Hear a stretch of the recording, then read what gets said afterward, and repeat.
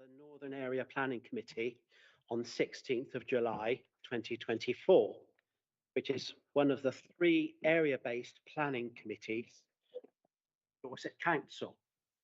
Some issues with my microphone going off, I think. Okay, let's try again. Oh, that's better. I can hear it now. For the benefit of the public attending today or watching on the live stream, I am Councillor Richard Crabb, chair of this committee. The vice chair is Councillor David Taylor. The meeting is being live streamed and will be available to view on the council website after the meeting. By attending this meeting, you consent to being filmed. I remind everyone that when you're speaking, please speak directly into the microphone so that you can be clearly heard and seen. And when you're using the microphone, press the right-hand button, not the left one, which is what I did just now. Planning committee is not a public meeting, but a meeting to which the public is invited. All attendees must comply with the ruling of the chair. They must not interrupt the meeting or cause undue disturbance. To support this, please switch off your mobile phones or select silent mode for the duration of the meeting. And those using Teams, please ensure microphones are on mute and your device volume is set to 0 to maintain audio quality. Only those who have registered to speak in accordance with the speaking protocol will be invited to address the committee for a maximum of 3 minutes. No material is to be circulated to members of the committee. We have 5 planning applications to determine today. The case officer will be invited to present the report and recommendations. Next, I will invite members of the public who have registered to speak to address the committee in the following order: public against, public support, applicant agent, town parish council and ward members. Each speaker has 3 minutes. Following public speaking, the planning officers will have the opportunity to address any salient points they wish to clarify, and committee members will be given the opportunity to ask questions of the planning officers before moving on to their debate. When we go into councillor questions and debate for the benefit of the public watching, can the members state their name and ward when addressing the meeting? Declarations of pecuniary interest or other conflicts of interest. Should something come up in the meeting that you think you should declare, please let me know straight away. Now, please could the officers introduce themselves, starting on the right. Megan.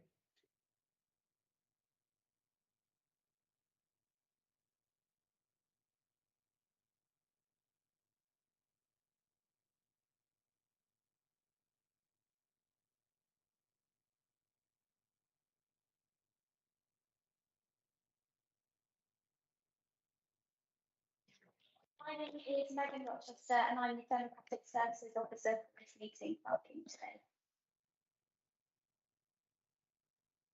Thank you, Chair. Hannah Smith, I'm the Area Manager for Northern Area Team. Thank you. Good morning, everyone. My name is Robert Lennis. I'm the Lead Planning Officer on Major Applications. I'll be presenting the first item today for Lower Branston Farm. Thank you. Morning, everyone. I'm Steve Savage, Transport Development Manager, representing Transport Development Management. Thank you very much. And now could the committee members please, I've just got one more here. Thank you, Chair. I'm Phil Crowder, I'm the committee's legal advisor. Thank you, Phil. And could the committee members please introduce themselves, starting from the left with Councillor Belinda. Linda Ryder, representing the Gillingham Ward. Councillor Rory Major for Dorchester.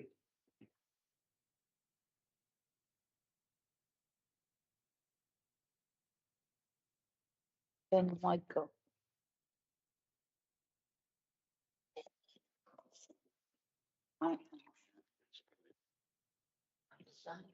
Right button. That's it. Councillor Sherry Jesperson, Hillforts and Upper Tarrants Ward. Councillor Val Pothecary, Gillingham and the Villages Ward. Harold James, Newton Ward. Harry Cooper, Wimborne North. Councillor Carl Wood, Gillingham Ward. Jack Hughes, Town.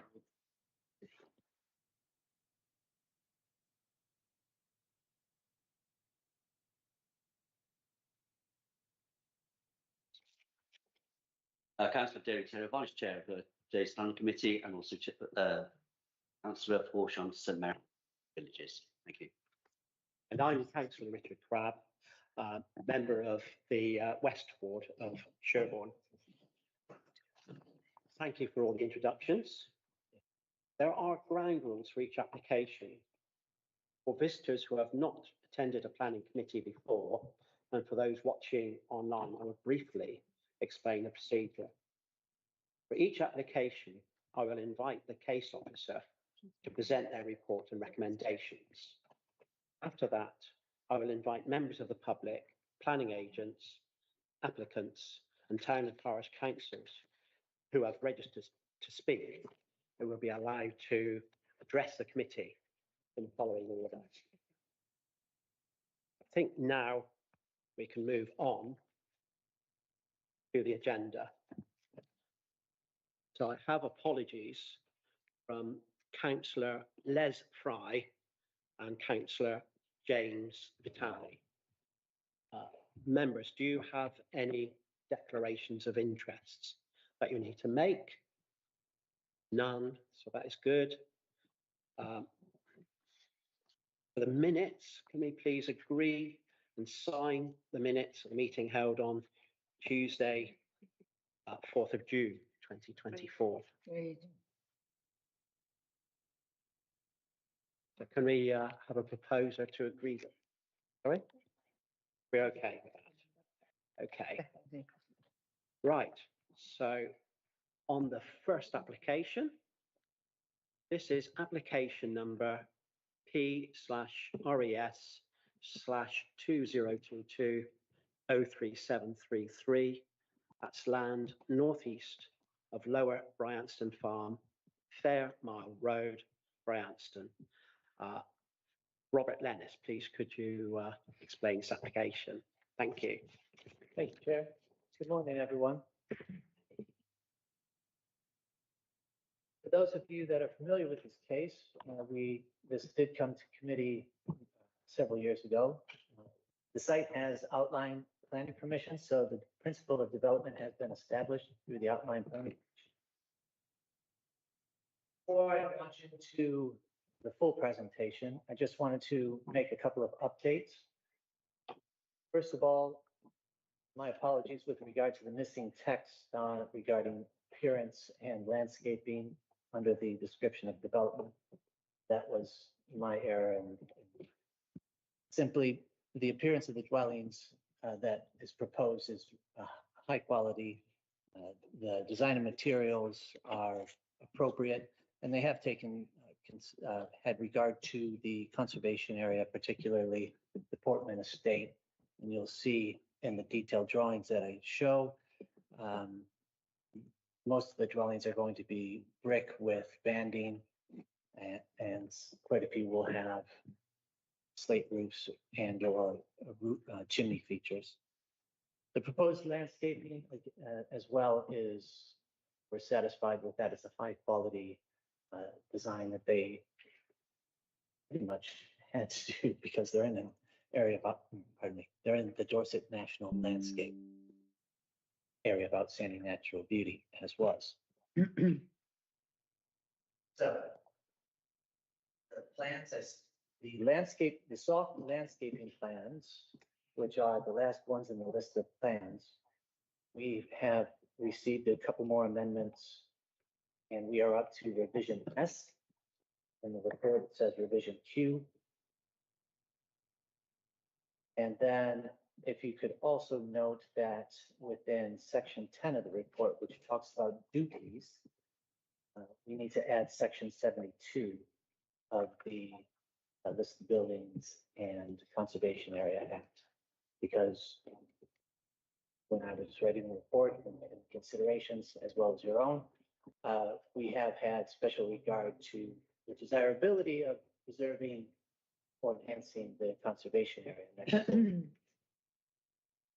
Right, thank you for that. Moving along, this application provides the reserved matters details with regard to 4 matters: appearance, landscaping, scale, and layout. So I will structure the report primarily around those 4 topics. Next slide here is the location. If you're not familiar with the site, here is the location on the western edge of Bryanston.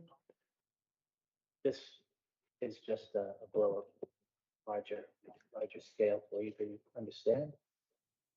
Here's a context slide for you, and if you were not aware of some of the other issues that we had to consider ourselves with. The blue dots are the conservation area. This purplish line that cuts across the site is a public right-of-way, public footpath. The applicant will in time need to apply for a diversion of that path. Stars here are listed buildings. We do not consider that the proposal affects the settings of any listed buildings. But as I said a second ago, blue dots are the conservation area, and so there is some impact on that conservation area. Let me digress. The wall here that the arrow is pointing to is a curtilage listed feature to the listed building of Bryanston. And this color, this pinkish reddish color, is the Dorset National Landscape, Dorset AONB as was. So the next couple of slides are photos in case, well, just to remind you of your site visits. You all no doubt had individual site visits and no doubt have read the report and looked at all of the plans. So this presentation is hopefully a quicker summary. And this lower photo, compliments of Google Maps, that didn't have such a good picture, shows the slope that we're dealing with here. And then in the reverse direction, this photo, again, gives you the idea of the sloping land that we have to contend with at this site. These 2 photos hopefully help you understand or remind you that to the southwest, the slope of the land is rather steep on the site, and then it comes up a little bit to other modern development that has been built. This is a Persimmons development built in the last 10 years, 15 years. And then this photo on the bottom right shows the relationship of what is built development and the Dorset National Landscape. Moving along, the first of the 4 reserved matters, layout. This is a colored layout to give you a pretty picture of understanding the design. I prefer the more technical drawing, which you see here. And if I can digress a moment to the outline application, if you have looked at the details of that, there are a few conditions and items there that have influenced the design you see before you. First off, there's a condition on the outline to limit the number to 75 dwellings, no more than 75 dwellings, which is what they've achieved. This bank is open space, so there was a quantum of public open space that was required, and that's because this is a fairly steep slope, as I was trying to describe. And so they've just made that into a public open space with landscaping. And then lastly, which you don't see here on this slide, is the ordinance datum that no dwelling has a roof pitch above, I believe it's 50 above ordinance datum. And that's because of the landscape setting, we wanted to keep the scale of the dwellings low so they don't become a feature in the landscape per se. And those are things you should keep in mind. Zooming in on this plan itself, this next slide is the entrance. And we've worked with the applicant to establish a strong building line, getting street trees into the proposal, and some additional street tree planting along New Road. Moving along. This is a layout of the affordable housing. It was 40% as required by the legal agreement of the outline. And in a scheme of 75 dwellings, we're satisfied that this is an adequate dispersion of the affordable housing. And you will see from the detailed drawings, the quality of the build, and that they are 10-year blind. They're quite well designed. This next slide is a parking layout. Our highway colleague sitting on my right, Steve, will address this one later, as well as this next slide, which talks about the highway improvements. The next two topics that I shall address relate to scale and appearance. Scale, quite simply, as I've said, the dwellings are 2 stories in height. I've added this ordinance datum scale. They were on their plans, so that makes it helpful. And you can see that they're keeping the ridge line of the dwellings in accordance with the requirements of the conditions. So this is the entrance. These are the 2 dwellings that will greet you on entering. And these are an enlargement of plots 1 and 75. So you can see we have worked, and the applicant has accommodated us with our demands for chimney features, brick banding, and coins. It's a high quality design, and we're happy with it as officers. The next set of slides are street scene slides. This helps me limit the number of individual plans that I have to show you. And I trust, as I said, you've seen them all anyway on your own accord. So we have section BB and CC here in front of you. These are down the entrance. And of course, I'm just going to flip through these.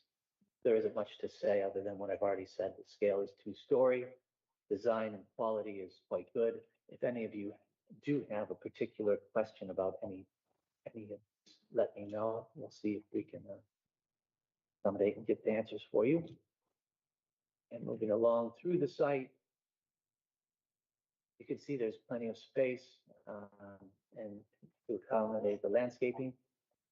This is the entrance, the one color street scene that we had to help you understand. There will be some flint and as well as brick. I said the banding, the other details are quite good. This is plot 57.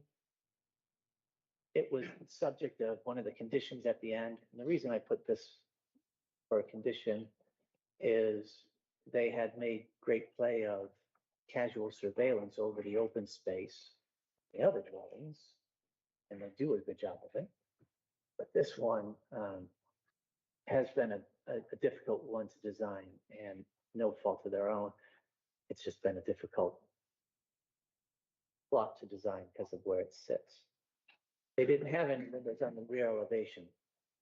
And they had their own reasons for it, but in my opinion, I still think we should have some windows there, even if they are fixed shut and obscured glaze. It gives that impression of surveillance and informal deterrence. This is plot 57 in detail. As you can see, the front and left elevations, which are primarily in the public realm, are quite good. This gives you an idea of the affordable housing, one of the terraces. As you can see, they've got brick banding on that as well. The design is quite good. Also, I appreciate the lintel details in a fan manner over the windows. These are little things, but it's something I look for quality design. This is plot 71 at one of the corners, and you can see the detail that they went to on. I'll show you this in another layout in a second. It projects a little bit into the street scene, but in order to mitigate the appearance, they put in these text windows to help the design. And plot 71. This key is for the materials schedule, which is the next plan. So if any of you did have a question about whether they were, see, you have flint block going in, you also have rendering, you've got roof tiles, as well as the brick types. And this is the detailed materials schedule. Here's the landscape plan, which I'll go through in just a moment. The fourth and final matter to consider. The cursor is pointing at plot 71. I just talked about earlier, and as you can see, it projects a little bit out the street scene. Dorset National Landscape has no objections to the proposal, and the details that we have secured address all of the concerns raised by our landscape officer. In particular, one of his concerns was with regard to soil volume with street trees, and we'll come on to that in a second. I've blown up the legends for a couple of the slides because they're very hard to see otherwise. I hope you appreciate that. Let me know later on the side, and I'll tell my colleagues to include it like this in the future. Because if you look at this slide and you look at that legend on the right, I don't see how you could understand any of it. That said, this plan helps to demonstrate the 10-meter buffer on the to the west, as well as the planting that is going in along New Road and in that open space area. That open space area will have an informal path to walk along. And these two drawings in to the left, right, are your street planting. And I've blown those up for you as well to help you understand when trees are going into soil, and there's plenty of soil around, like in the open space area, it's going to be in accordance with these details. But when you have street trees, we are pushing applicants and insisting in some cases, like this one, that the root containment is better to give the tree nutrients and water and allow it to come to fruition over many years rather than a 5-year replacement or 10-year replacement, which is something the industry has had trouble with in the past. But I think with this sort of design, we can get past that easily. This is more of the soft landscaping, the planting details. As you can see, they are extensive. Southwest corner. This boundary hedge was the reason why we got the late revisions to the landscape plan. This hedge, our natural environment team noted, and the applicant has complied with, details that it will be 3 meters wide and a minimum of 3 meters high. So that's both for boundary treatment as well as ecological members. And this is the last of the soft landscaping schemes. This area in particular, you will see some blue writing, and that one says root cell. Several of the street trees in here will be having the root cell to allow the trees to come to fruition, come to maturity. It's because of the amount of paving, quite frankly. But we're satisfied and had some detailed discussions and amended the layout so that the overlooking had been minimized and parking is adequately supplied in accordance with both the design code for Bryanston Blandford as well as our highway engineers. This next lovely blow up, the legend is the hard landscaping details. And bear with me. The bottom left corner is permeable paving, which is something that I just wanted to point out to you because permeable paving will be very helpful for the flood issues in this site. Along. Permeable paving being presented here as well. This part of the site. The flood mitigation details were a matter of condition for the outline, and we are dealing with those at the moment. They have submitted a first revision, and our flood engineers are looking at that. They are not a matter of this application. And this slide just shows the location of the local area of play.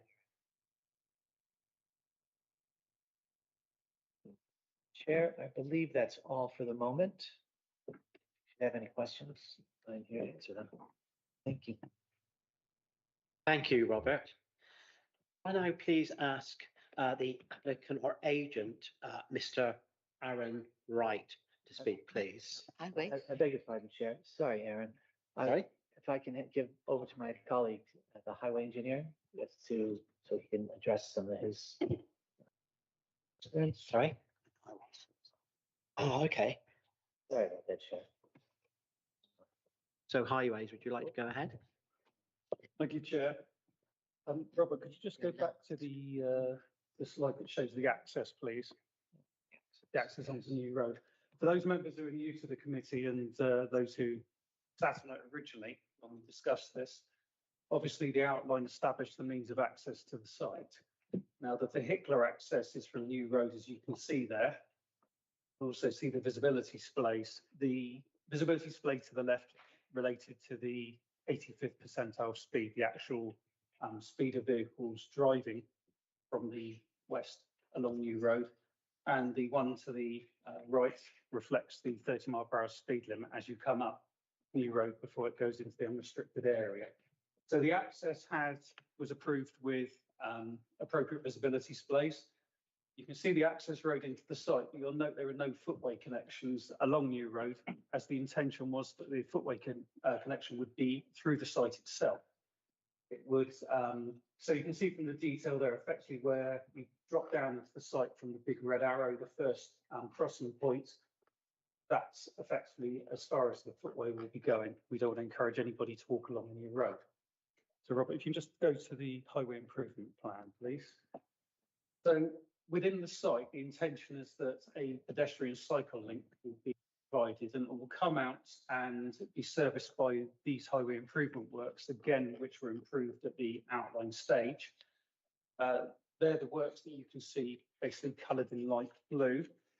The pedestrian connectivity is, we needed to make sure that pedestrians could get through to the school and to the town centre itself. So you'll see that there's a new footway to be provided on the northern side of the carriageway, utilising the existing verge, which then links up to the Fairmont Road junction with tactile crossing provided. There's also, coming from the corner of the site, a crossing point, which then, as you can see in the blue, runs behind the existing car park, which is on the junction of Dorchester Hill and Fairmont Road, links up along Dorchester Hill, which is traffic calmed, and then again a tactile crossing point which provides access to the source. So I just wanted to reiterate, this is all approved, all the access elements are approved, but wanted to just remind you what they were. Again, if you just go to the parking layout, please. In terms of the highway authority involvement in this application, we've had to ensure that the layout that you see before you is suitable for adoption. Now, as you're probably aware, we can't insist that applicants offer roads for adoption, but we strive to ensure that what's shown before you there can be adopted, and confirmation is that it can. We've looked very carefully at safety for all road users, pedestrians, cyclists and car users. So the bands across the highway are effectively junction plateaus which serve to keep vehicle speeds below 20 miles per hour. So you'll see they're located at locations that mean that we don't have lengths of more than 60 metres to encourage vehicles to get any speed up. Quite a traditional layout with footways predominantly on both sides of the road. You can see on the right-hand side where the pedestrian footway will be provided into the new highway improvements which have been approved. In terms of car parking, give you the exact numbers. Basically, it's 1 space per 1 bed unit, 2 spaces for every 2 and 3 bed unit. Some have garages, and the 4 beds have 3 spaces. 20% visitor provision, which you can see is they've made provision off highway. They're the purple areas you can see, the lay-by parking areas. There's allowance for on-street car parking as well, and we've checked that with swept path analysis for refuse vehicles and fire tenders.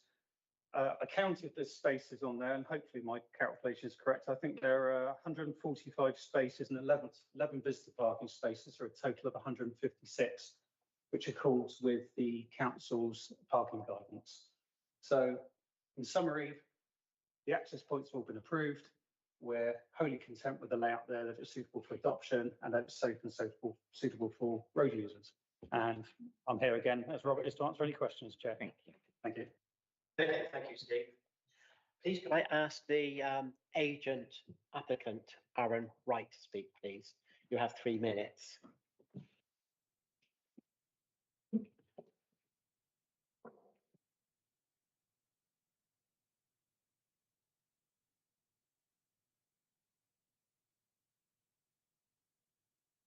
Thank you, Chair. My name is Aaron Wright. I'm the Senior Planning Manager at H1B Southern Counties. We'd firstly like to thank our officers for working closely with us over the past 18 months to reach a point where they can support our scheme. We're seeking reserve matters approval for the development of land north-east of Lower Brenston Farm. The principle of development has been established at the outline stage in March 2022, and the only matters for consideration at this stage are layout, scale, appearance and landscaping.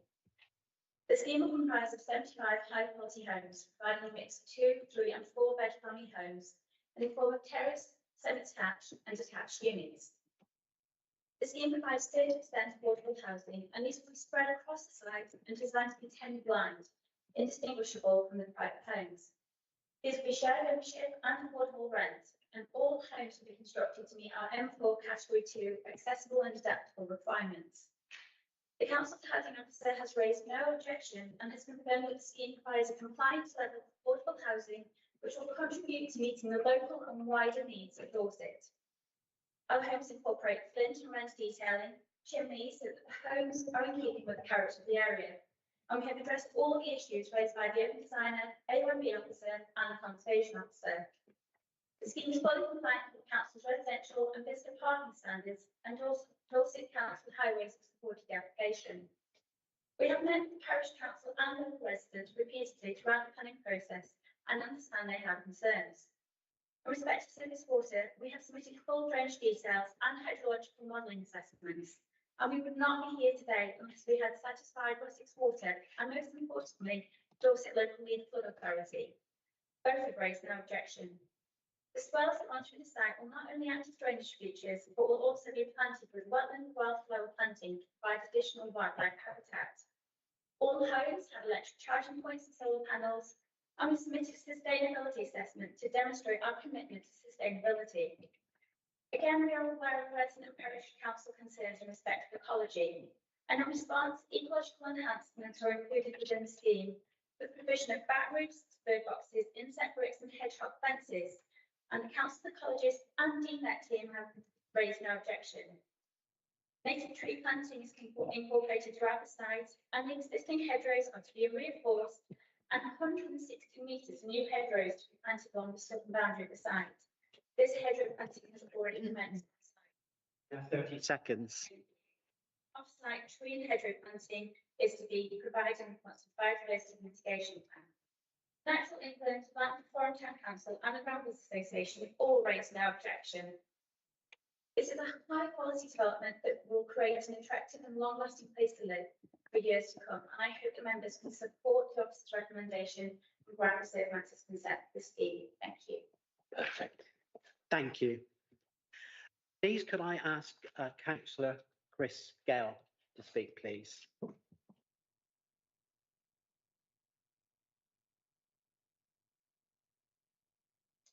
Good morning. This application has been brought forward under the NDDC Local Plan 2012.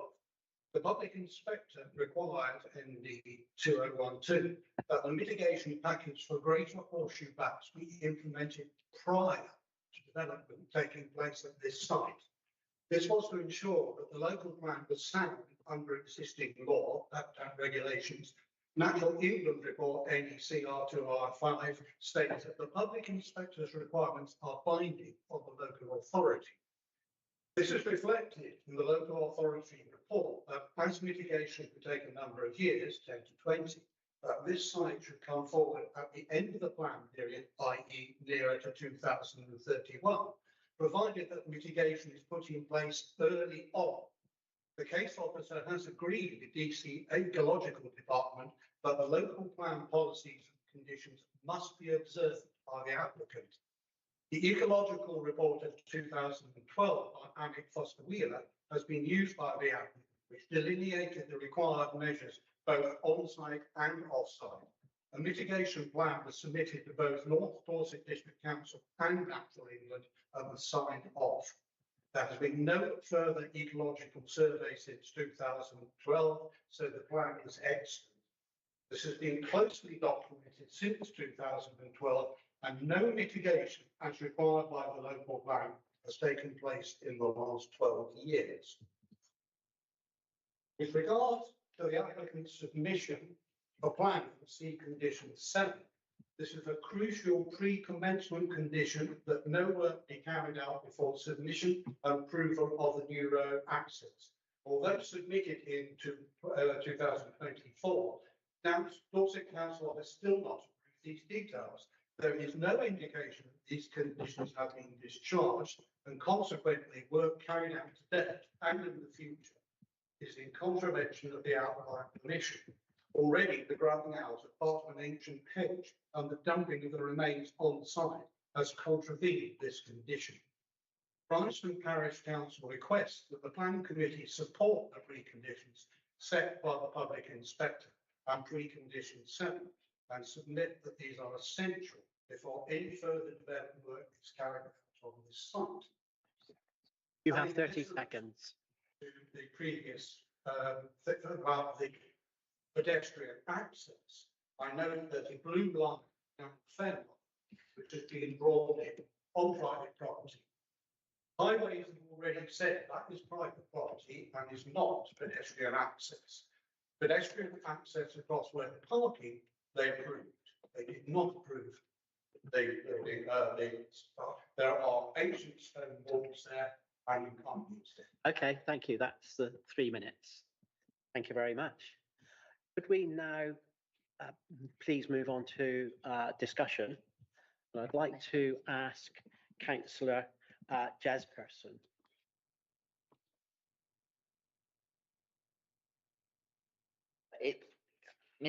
Through you, Mr. Chairman, it's questions first, but I'm very happy to start with some questions. Councillor Sherry Jesperson, Hillfields and Upper Tarrants Ward. I have, before we get to this question, I have two questions. The first, through you, Chair, to Robert. The first is a straightforward question. There was reference in your report to the Ramblers having asked for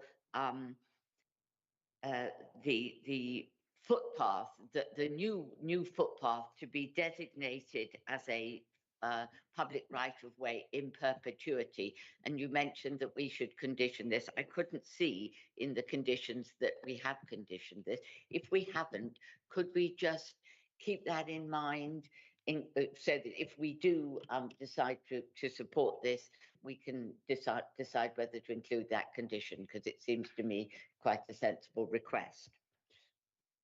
Unless Robert can tell me I've missed that condition already. No. No, so if we could just include that condition, if it should we get to that point. My other question relates specifically to what we've just been hearing from Branksome Parish Council. There have been, over a period of time, some concerns over the interpretation of the landscape conditions 14 and 15 in our outline application, which was passed back in March 22. There was some ambiguity in that wording, some ambiguity between what we appear to be saying in that condition and the preconditions from the Dorset Council local plan, and a bit of misalignment there. In other words, that the conditions that we passed in March 22 seem to support the preconditions in the local plan, that the mitigation, I'm oversimplifying, Robert can be more technical, but I'm just explaining my question, that the mitigation should be put in advance of any development on this site, specifically because of the horseshoe bands. And in fact, that's not what we're doing. What we're doing is what we normally do, which is agree a mitigation plan, and then that rolls out at the same time as the development. Now, I know that early on, some of Dorset Council's our own environment officers agreed with the interpretation from Branksome Parish Council that this is a precondition. But subsequently, the report would suggest, and I understand, that our own team and Natural England are now satisfied that the conditions 14 and 15 in our outline application have been met. So what I would like Robert to just absolutely clarify for this committee is what the situation is with regard to this, because this committee needs absolute assurance that those condition 14 and 15 from the outline application have been met, and that the people who have to be satisfied, that namely Natural England and our own environment team, are satisfied with that before we can go forward. So if I could ask through you, Chair, if Robert could address that question for me.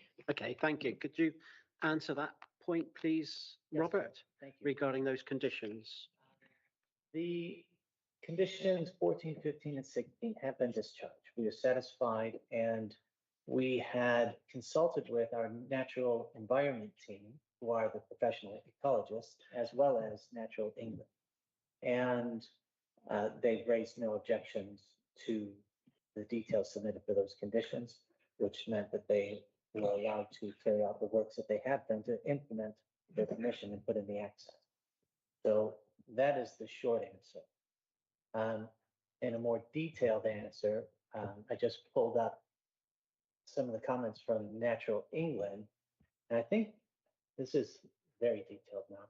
One of the main concerns of all of us, because we all want nature and ecology to do the best we can give to them. The bat population here is reliant upon a cockchafer bug. That's the name, cockchafer populations. And Natural England have, I'm going to quote now, and forgive me for reading. We note there is concern that the offsite mitigation land should be allowed to mature to allow the cockchafer population in the newly established meadow to build up, a process that could take several years. Natural England does not support this view.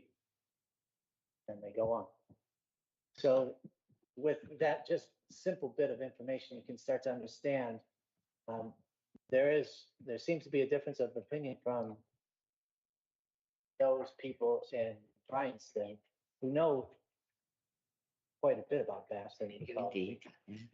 and the opinion of Natural England and our natural environment team. I can't resolve that for you. I side with our ecologists and Natural England. Thank you, John. Okay. Okay, thank you. Would you like to come back to that, Councillor Chairperson? Just very briefly, because what I'm trying to avoid is this committee inadvertently taking a decision that we shouldn't take because we haven't understood the issue seriously.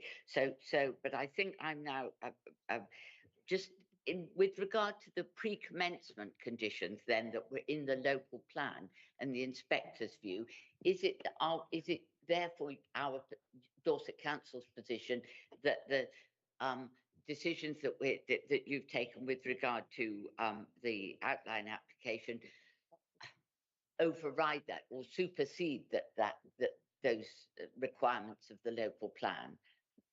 Not at all. If you, I beg your pardon. Go ahead, yes. Chair. Councillor. The previous decision took account of that. Right. So there are no preconditions in the local plan.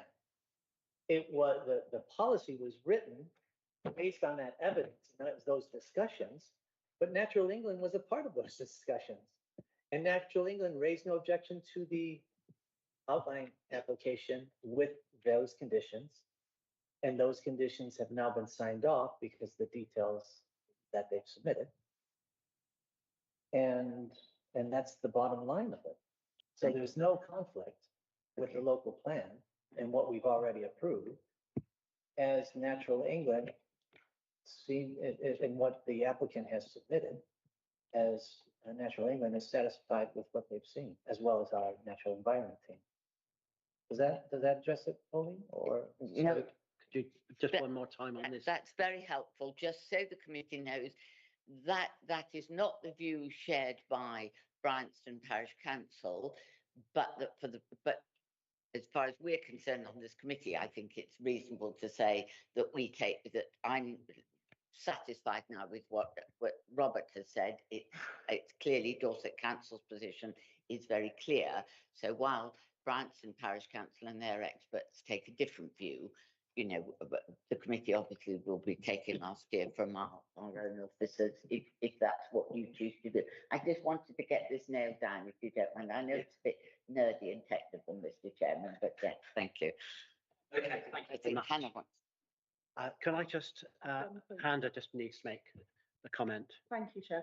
Thank you, Robert, for explaining that really clearly. I just wanted to reassure that there are also other off-site ecology works that will have to be carried out, and the developer has informed us that they're carrying those works out. So there's the extensive additional hedgerow on the site, there's the strengthening of the boundaries around the site, so the rural edges, and there's also the off-site planting that has to be carried out on a separate parcel of land, and they will help the really important back population at Bryanston, and that feeds into the ecology overall. And Natural England wouldn't have signed that off, if they weren't satisfied with the approach overall. So there is the issue of the beetle on site and the population there and the feeding, but there's also the wider consideration this application's had to have to the Bryanston Triple SI. Just wanted to make that point. Thank you, Chair. Okay, thank you. What I'd like to do now is to go around and ask and see whether members have questions. Councillor Rideout. Councillor Rideout, Gillingham Ward. Just clarification, Robert. Affordable housing percentage. I had written down 30, but you said 40 in the report. Just clarification. Go ahead, Robert. I'll come back to you on that. I have to do the math. Okay, and just second question, in your report you mentioned about Prop 57 and that rear surveillance. If this planning application goes through, I say yes, definitely that is carried out. Yes, go ahead. I can either take notes and respond to everything at the end or go individually with councillors. But in this case, Okay, so would you like to take notes and then, as we've gone around, answer the question? Is that what you'd like to do? I was just going to say, the condition for plot 57 is there. And I Is think it? Nice. And to digress, Sherry had mentioned the footpath. The applicant needs to apply for a diversion of that footpath as well. I In think which that's been case, applied for. It will link up with what Steve was showing earlier and the other plans you've seen. Yeah. Thank you. Okay. Okay, thank you. Councillor Major. Okay, thank you. Councillor Pothecary. No questions from me either. Thank you, Chairman. Thank you. Councillor Carl Jones. Councillor Cooper. Yeah, I've got a couple of questions, Chair. On the footpath, or on the Fairmont Road, that showed that footpath or footway in the front of that property, has been mentioned. There's private property there. There's no actual footways there at present, either side of the road.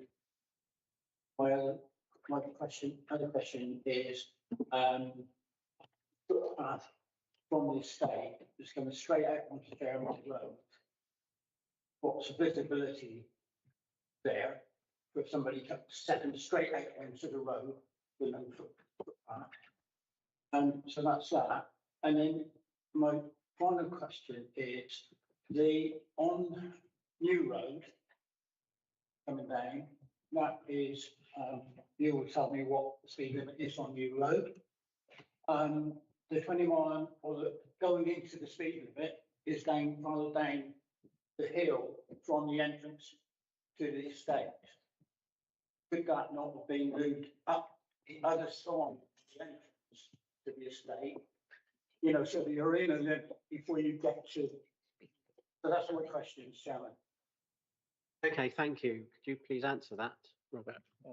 Well, I'll answer it. Through you, Chair. The improvements you can see there, councillor, have been approved.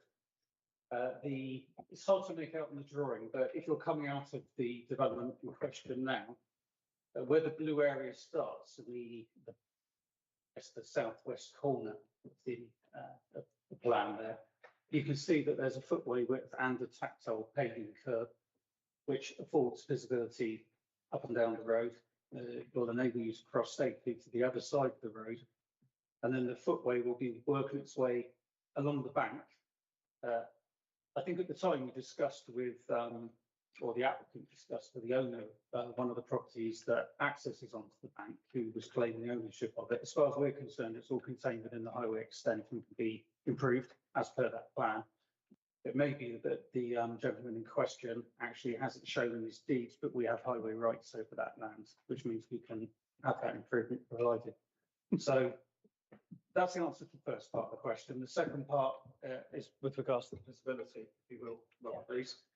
Again, this has all been approved. At the time, it was discussed that the 30 mile per hour speed limit could be extended up the hill. And that's still a possibility. I believe the parish council at the time are probably still seeking that.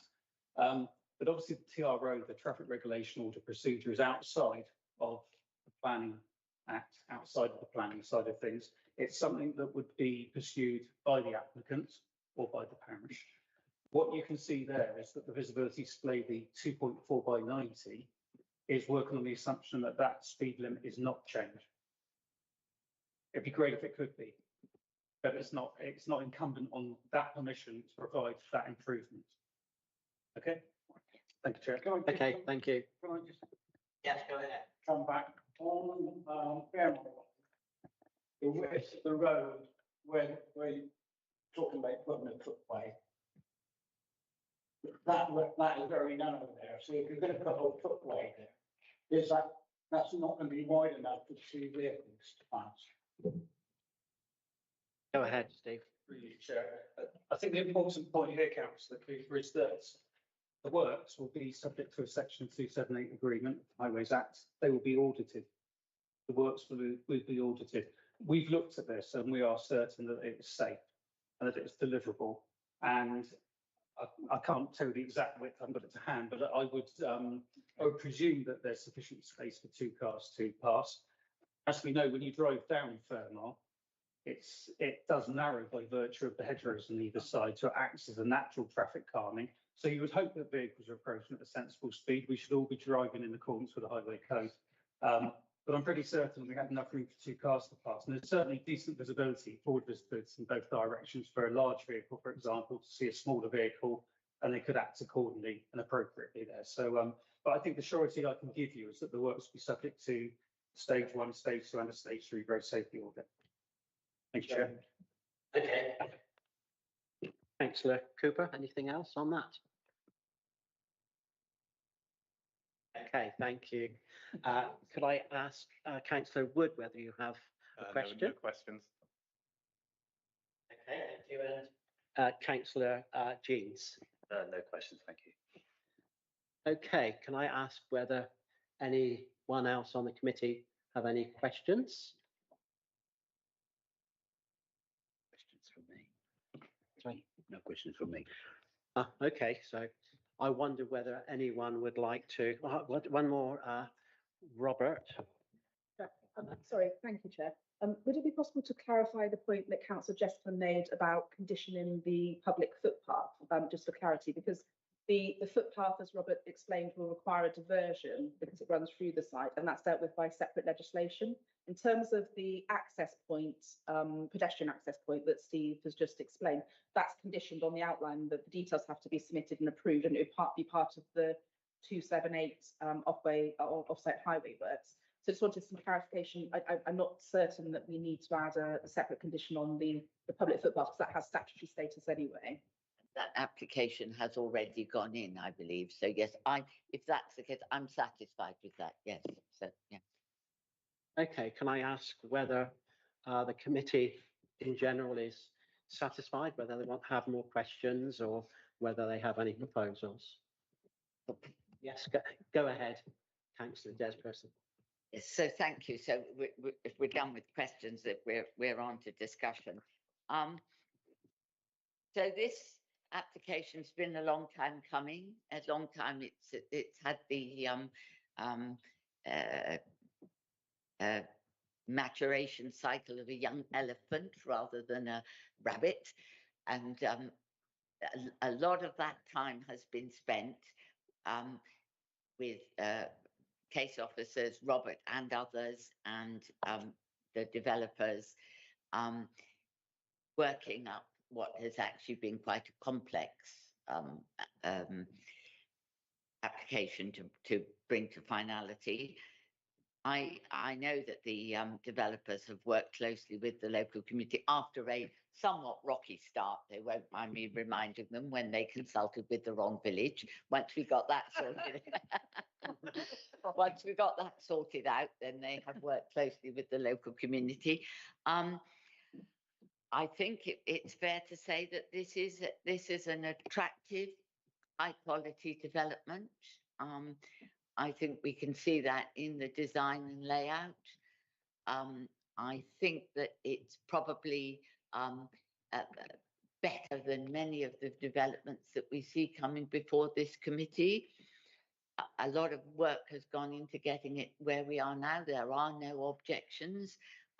So I think I'm minded to support this. I think I would like to propose that we should support this. We should approve this application, and in the hope, which I have heard informally, that the developers will be minded to move on swiftly and get it built, because we don't want this in somebody's bottom drawer. If we're going to say yes to this, we'd like to get on and build it, please. So yes, so I'd like to propose that we approve this application. Okay, thank you, Councillor Jesperson. I'm aware that Robert hasn't answered Councillor Rideout's question about appropriate housing. Is that correct?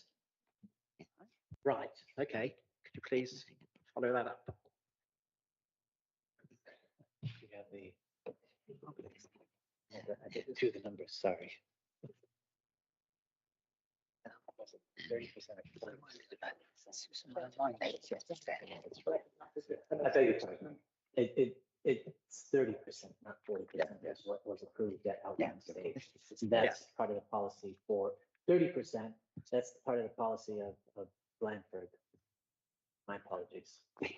Okay.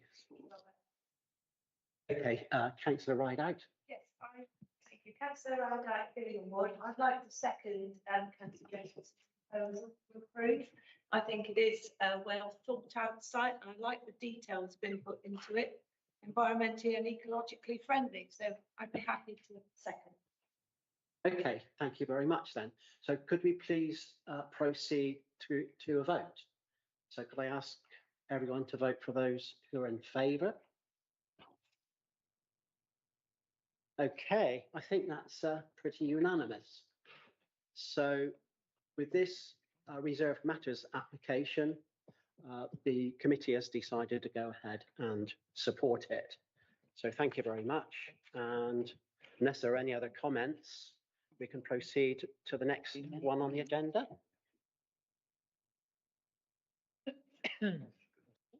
Yeah, so we can say that for this application, that it is actually fully granted. Thank you. So the next application is P/FUL. Yeah, okay, I'm just going to hang on to everyone leaves the room, then get a bit more quietness. I'll wait for the other room to come, other people to come in.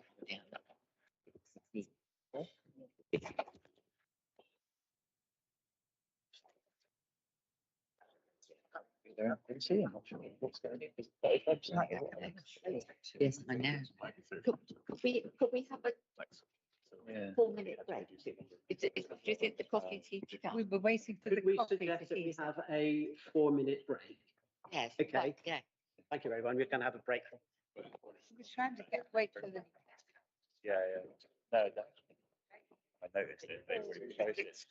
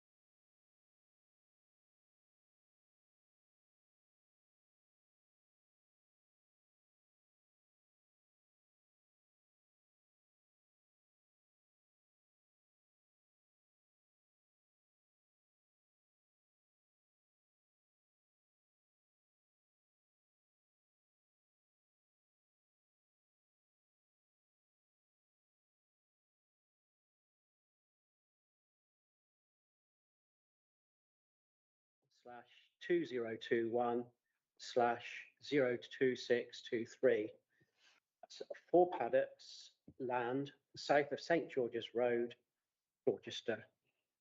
I ask Alex Skidmore to present this application, please. Thank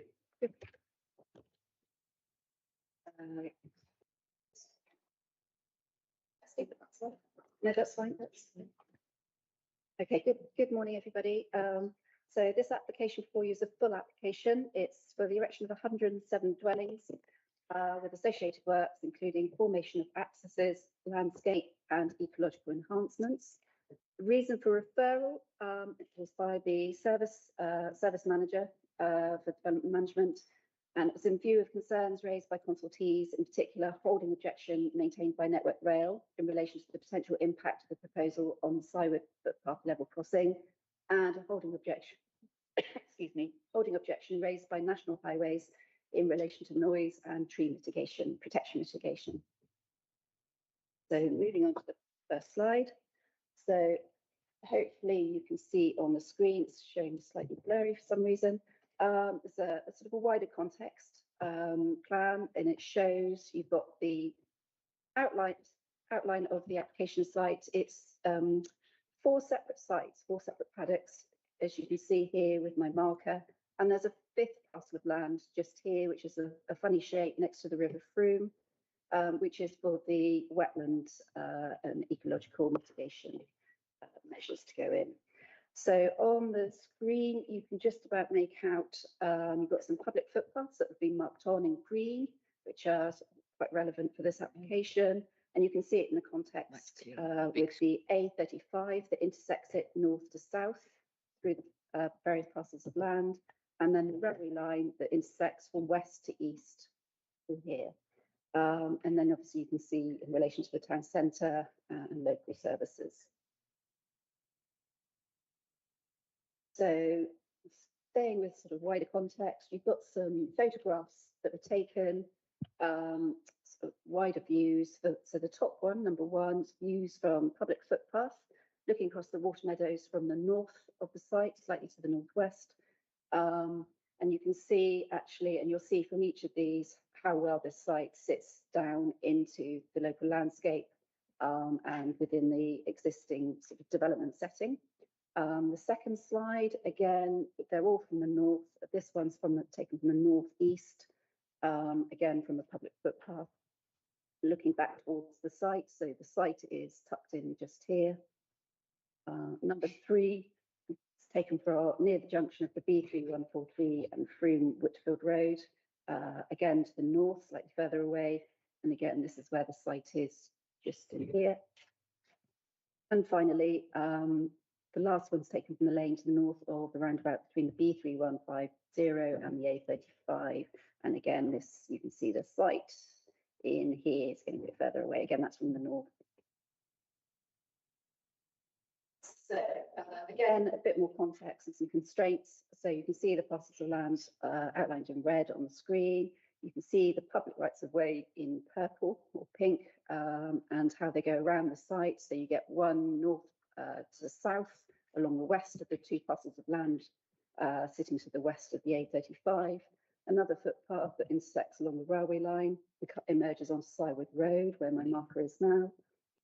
And then another one that goes from Cywood Road, across the railway line and the level crossing, and north, emerging onto St George's Road, just here.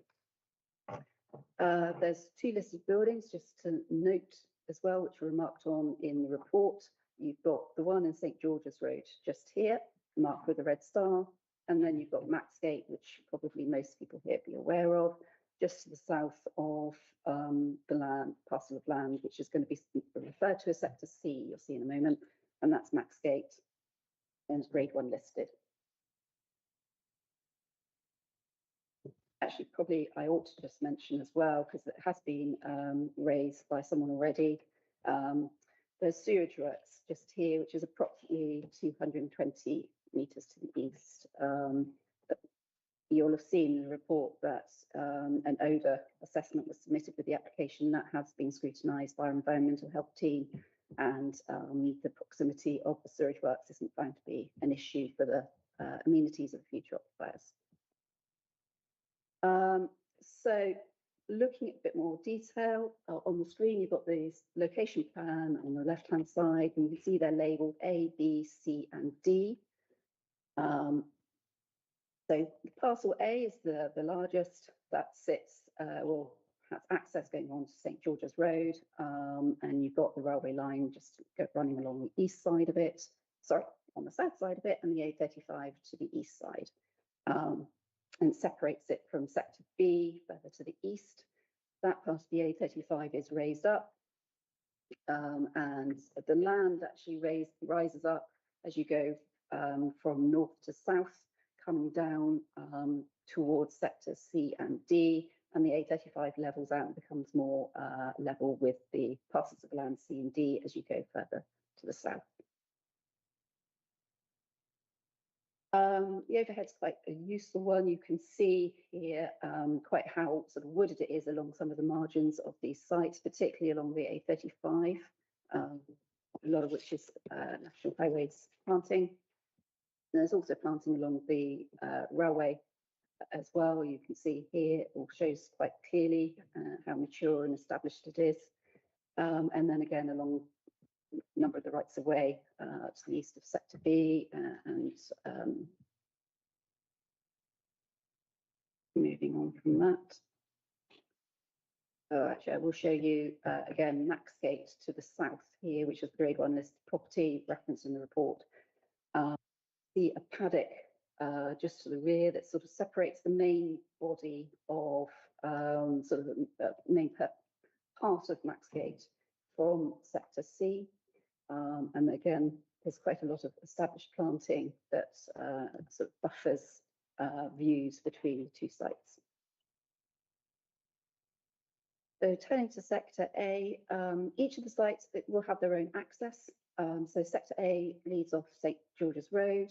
This is probably the largest site, and it's certainly the steepest. And it rises up again from north to south as you go into the site. You can see on the plan, the dark green is the established existing planting, all of which is to be retained, as shown in the dark green. There's also quite a bit of new planting going on within the scheme itself. There's some open space within the centre of sector A here, with street scene trees being planted as well. On St George's Road itself, there's a bit of separation from the road. The houses will be raised up slightly from St George's Road, and you'll have sort of a green space between with some additional tree planting. So that's the access. I won't dwell on that because I understand that our highway colleagues will be diving into that in a bit. And then just to give you a sample of some of the types of houses. So the ones at the top of the screen will be the ones that front onto St George's Road. So some of the more prominent dwellings in this sector. And the ones at the bottom, these are the only 3-storey properties, and they will be at the very southern end of sector A, and occupy a relatively prominent site and will be feature buildings for that part of the development. And then some street scene ones, which are a little bit more blurry, which is why I put the other ones in, but they just give you an idea of some of the levels and also just some of the street scenes, how that will work, and the quality of the design. And that's still sector A. So a few photographs. So the top left one is stood in St George's Road, looking up into the site, looking towards the A303. So this line of trees here, that's the existing tree margin that will be retained and protected as part of the development, and buffers the scheme visually from the A35. That's raised up at that point. Neighbouring development, Edison Avenue, just to the east, west rather, sorry, of the site, and sits alongside it. And then, excuse me, Sywood Road itself and the road frontage. And you can see just in the distance how raised up the A35 is at that point. And then one of the listed buildings mentioned previously in the report. So the one in St George's Road is highlighted in yellow here, and you can see that in the next picture along. Second picture here is the thatched cottage. So you can see that in relation to the site and existing development around it. And then this is looking at the site on the left, and actually the thatched cottage is completely obscured in that view. So sector B, again, zone access leading down on St George's Road, but this is on the other side of the A35. Again, it's some significant mature trees shown in the dark green, and additional planting as well will go on within the site.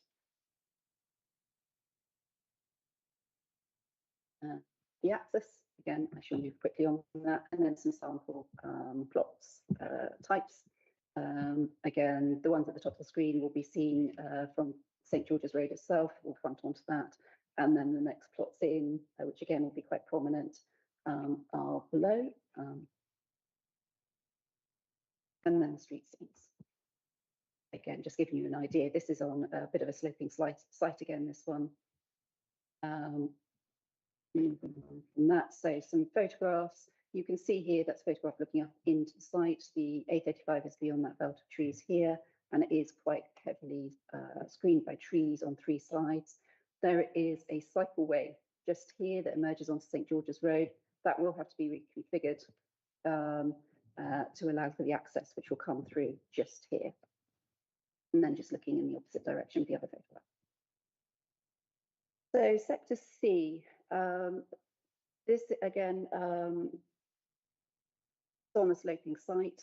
Development will be set back from the road, Slywood Road itself. So there'll be a nice area of open space and tree planting to lend to the street scene here.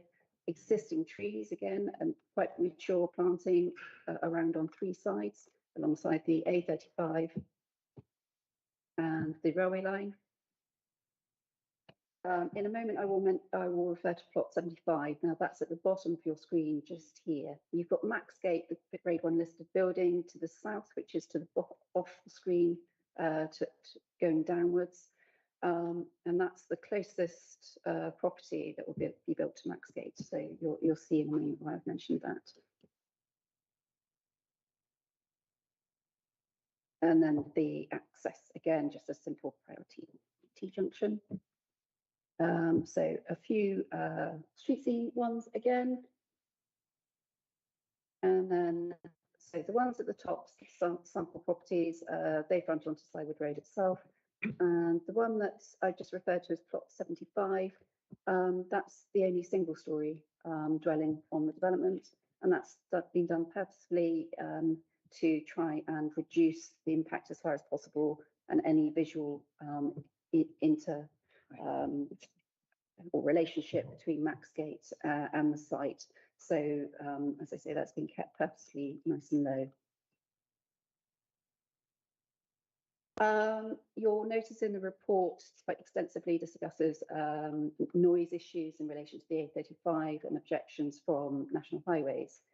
So quite a lot of care has gone into design of a number of the plots which back onto the A35. It's been designed as much as possible to limit how many properties do actually back onto the A35, and where they do, to have blank facades, or as blank as possible facades, making sure that main principal living accommodation, where they have openings, they open actually onto the development itself and not onto the A35 to limit how much noise interference they would get.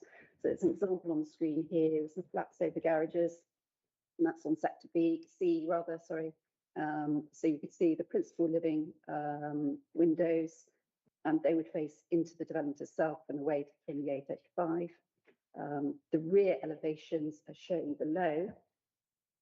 You have got some openings, but they tend to serve things like landings and bathrooms.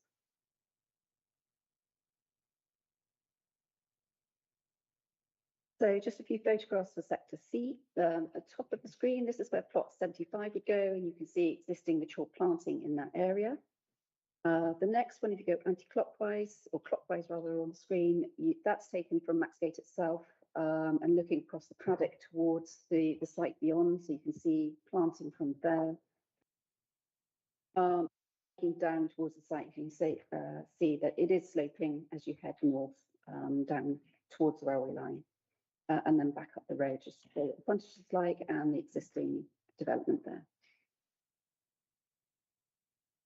And just because it is so heavily referenced in the report, I thought I'd show pictures of the level crossing. I'm sure you all know what that looks like. But I would just mention as well, having gone across it and just experienced what it's like, it's single track deep. You do have to pass through some heavy gates to be able to cross it. There is also an audio system working that will warn you just before a train is about to cross. And that actually did happen when I was there on one occasion. So, and that does work. So sector D finally, so excuse me, that's the southwest quadrant. That emerges into or gains access via Friars Close. You will have to cross over a public right of way.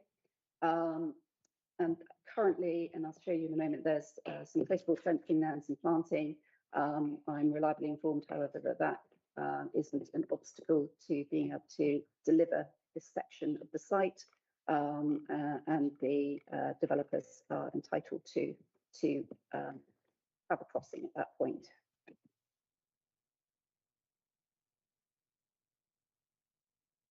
So a few street scenes. I won't bore you with too many more of those because they're all pretty much the same sort of theme, and a few photographs. So this is the most level site. You can see it here, left drop picture. So you've got Louds View, sort of nearest neighbouring development. You can just see peeking through that in that corner there. Then you've got the public right of ways. The next photograph, bottom right, you can see the close-board fence that's been erected by presumably occupants of Friars Close at some point, sort of laying claim to it. And then actually from Friars Close itself, so access would be where this turning head is, but you just continue directly through this hedge to get access to the development site. And then quickly the wetland site area, it's quite extensive site area. Sites already has some ecological importance, sits alongside the River Froome, and obviously further enhancements are proposed. Wetland, more ponds, trees, and shrub planting, wildflower meadows, and that sort of thing.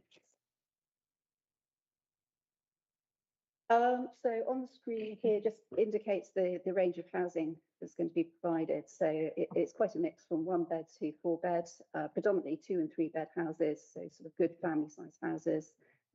It will be a minimum 35% affordable housing. On the screen, it's a bit difficult to work out, so I do apologise for that, but it does mark some social plots on there and just shows how they'll be pepper potted in and not all in one grouping or a few groupings, so they will be nicely spread out. But that's, if you can make it out at all, that's that therefore asterisk here. So in terms of the movement plan, it sits really comfortably actually in relation to the wider town and local facilities. On the screen, it just shows where the nearest services and facilities are. You've got the bus routes and bus stops marked in blue. You've got red for some of the rights of way. You've got the town centre just here, but closer to that, you've got a convenience store just here, and you've got the schools that are just down to the southwest here, all of which are connected well by public footpaths and by paved routes along roads. Another reason for presenting this one, it just shows that actually there is a choice of routes as well from the site. So in terms of the level crossing issue, it's sectors B and C that are obviously the most sensitive, particularly sector C. However, this does show in terms of accessing local services and facilities, trying to access day-to-day services, there is a good choice in terms of routes, and actually some of the most desirous routes are away from level crossing, taking the level crossing issue out of the argument in terms of when you're considering which is sort of most favourable as a route, shall we say. So in summary, The purpose of the planning system is to contribute to the achievement of sustainable development, of which the three strands are economic, social and environmental, and which should be considered together in the planning balance. In this instance, the site is an allocated site, policy DOR 8 in the local plan, and is considered being a sustainable location. The scheme is of a good quality design that will provide a range of new housing stock, including a minimum of 35% affordable housing, and which will make a significant contribution to improving the choice of homes in the area. Issues of noise on future occupiers have been carefully considered and mitigated for, and notwithstanding the concerns raised by Network Rail, which have been discussed extensively in the committee report, are not considered to be a reason to object to the scheme. Excuse me. Harm to the setting of listed buildings has also been identified and has been brought into the planning weight argument. In all other respects, such as drainage, ecology and landscaping, the scheme is considered to be acceptable. In considering the development in the round, excuse me, it is considered that the overall benefits of the scheme outweigh any identified harms, and that the development represents a sustainable form of development that overall complies with the development plan. For this reason, the application is recommended for approval.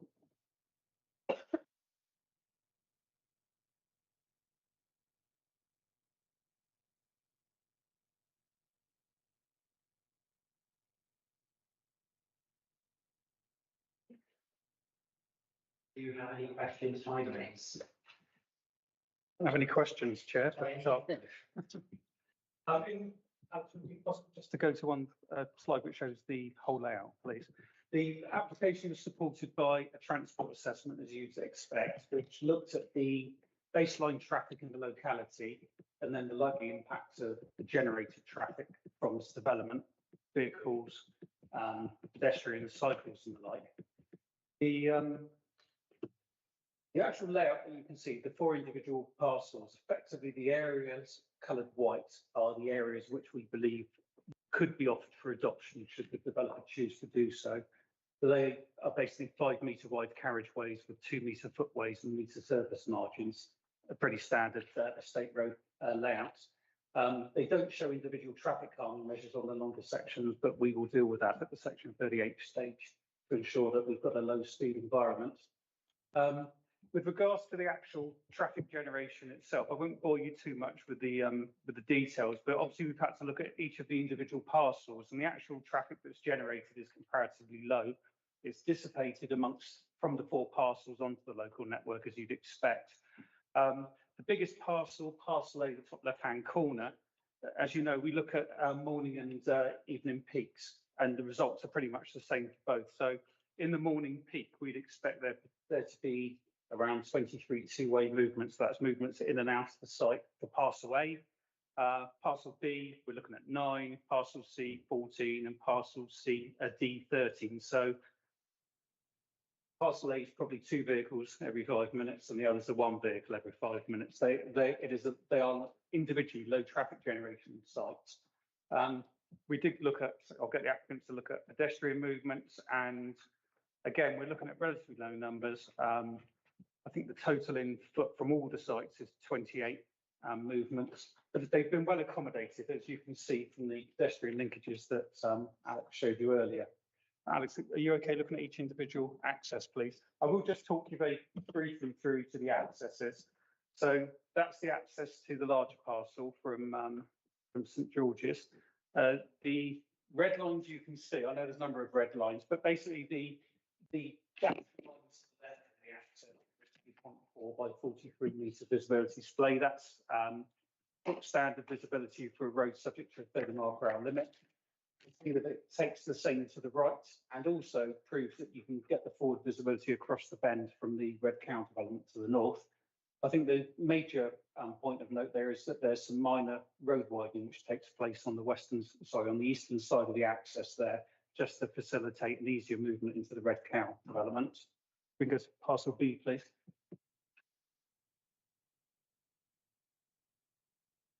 Parcel B is obviously further to the east than the other side. Again, you can see the visibility displays 2.4 by 43 for 30 mile per hour roads. The important point to note here is there are some improvement works or some alterations required to the west of the access to enable sign to the segregated cycleway footway there. So you can see where it's got R6, 6 metre radius links through to the corduroy paving and the appropriate signage. All agreed with the Highway Authority, all accesses will be subject to section 278 or 38 agreements.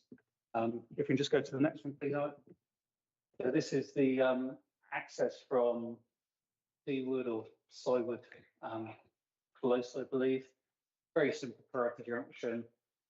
Visibility displays 2.4 by 43 again. And just the final one, please.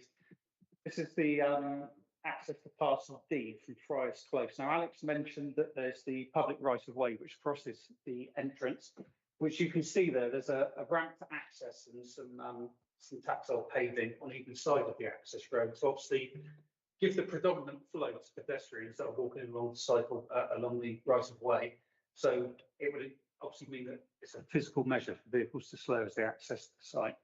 And within, again, a 5 metre wide carriageway with 2 metre footways either side to facilitate pedestrian movement. I believe there's been some concern about the width of Friars Close to serve particularly construction traffic. It's obviously a historic road with relatively low numbers of dwellings on it. It's of a sufficient width for vehicles to pass. If people park and cause obstruction, that's obviously a matter for the police to enforce. But I think the important point to bear in mind is that the construction traffic management plan that's been submitted has identified that all parking for site operatives and turning for vehicles will be within the site. So we wouldn't want to see and wouldn't expect to see any spilling out of parking by contractors' vehicles and the like onto the adjacent highway. So having looked at the details, Chair, it's supported by the transport assessment. We're satisfied with the traffic numbers. We're wholly satisfied that the improvements that you've just seen are deliverable and appropriate and suitable. And with regard to that, Chair, the Highway Authority is supporting the application. Thank you. Okay, thank you very much. I now ask Mr. Paul Absalom to speak. You have 3 minutes. Thank you.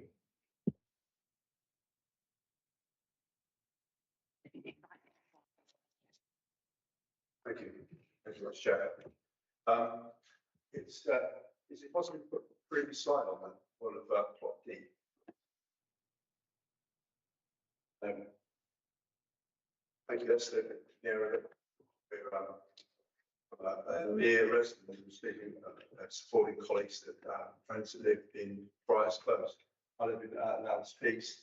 We're concerned about, whilst we understand that we need plenty of housing development in our area, plots A, B, and C are not under question.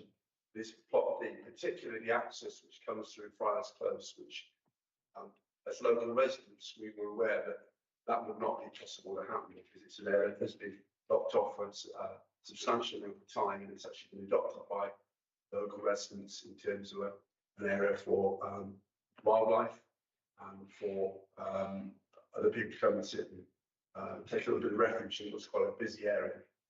We're also very concerned, whilst we're saying about the construction access to construction, the actual addition of more vehicle movement around that area is going to be quite impactful upon local residents. Already it's very busy. We have a public house beside that, the Trumpet Major, which has very, very often overflow parking into the road towards Outspace and into Friars Close. It's an area that's used by local residents. There are a lot of young children, families, and older residents as well that use that area. And it's that particular part is used massively, particularly on school runs to and from, pedestrian and cycle wise. And we're very, very concerned about the level of additional traffic that another 20 dwellings plus or construction period have on that over time, and particularly the local residents we have at the moment. The other thing is in terms of plot D, which is pretty, it's a parcel that is sort of, it's enclosed. It's something that over the last number of years, where it was grazed by horses, it's turned very much back to meadow, and it's something that's really enjoyed by local residents, not just those of us that live adjacent to it, but a lot of other local residents will actually come and take the time to spend in that area as well. It is very noisy from the. Have 30 seconds. Thank you, from the road. But we are very concerned in terms of where we have reports about ecology, in terms of the impact it's going to have upon that. I mean, you mentioned Horsham Flats on the previous thing. We have little buckets of spades in our area as well. So it's just a concern that if we lose this pocket of land, it's one of the few areas of green within DT1 within the postcode inside the ring road. Okay, that's time. Thank you.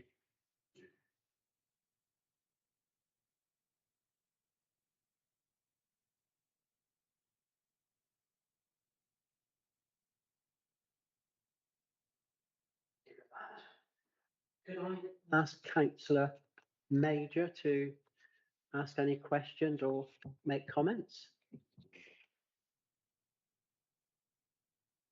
Thank you, Chair. Got a few questions to ask. The first that I've noted would be, would imagine they'd only considered it, and it would be fine at construction times, the local, not over the weekend, etc.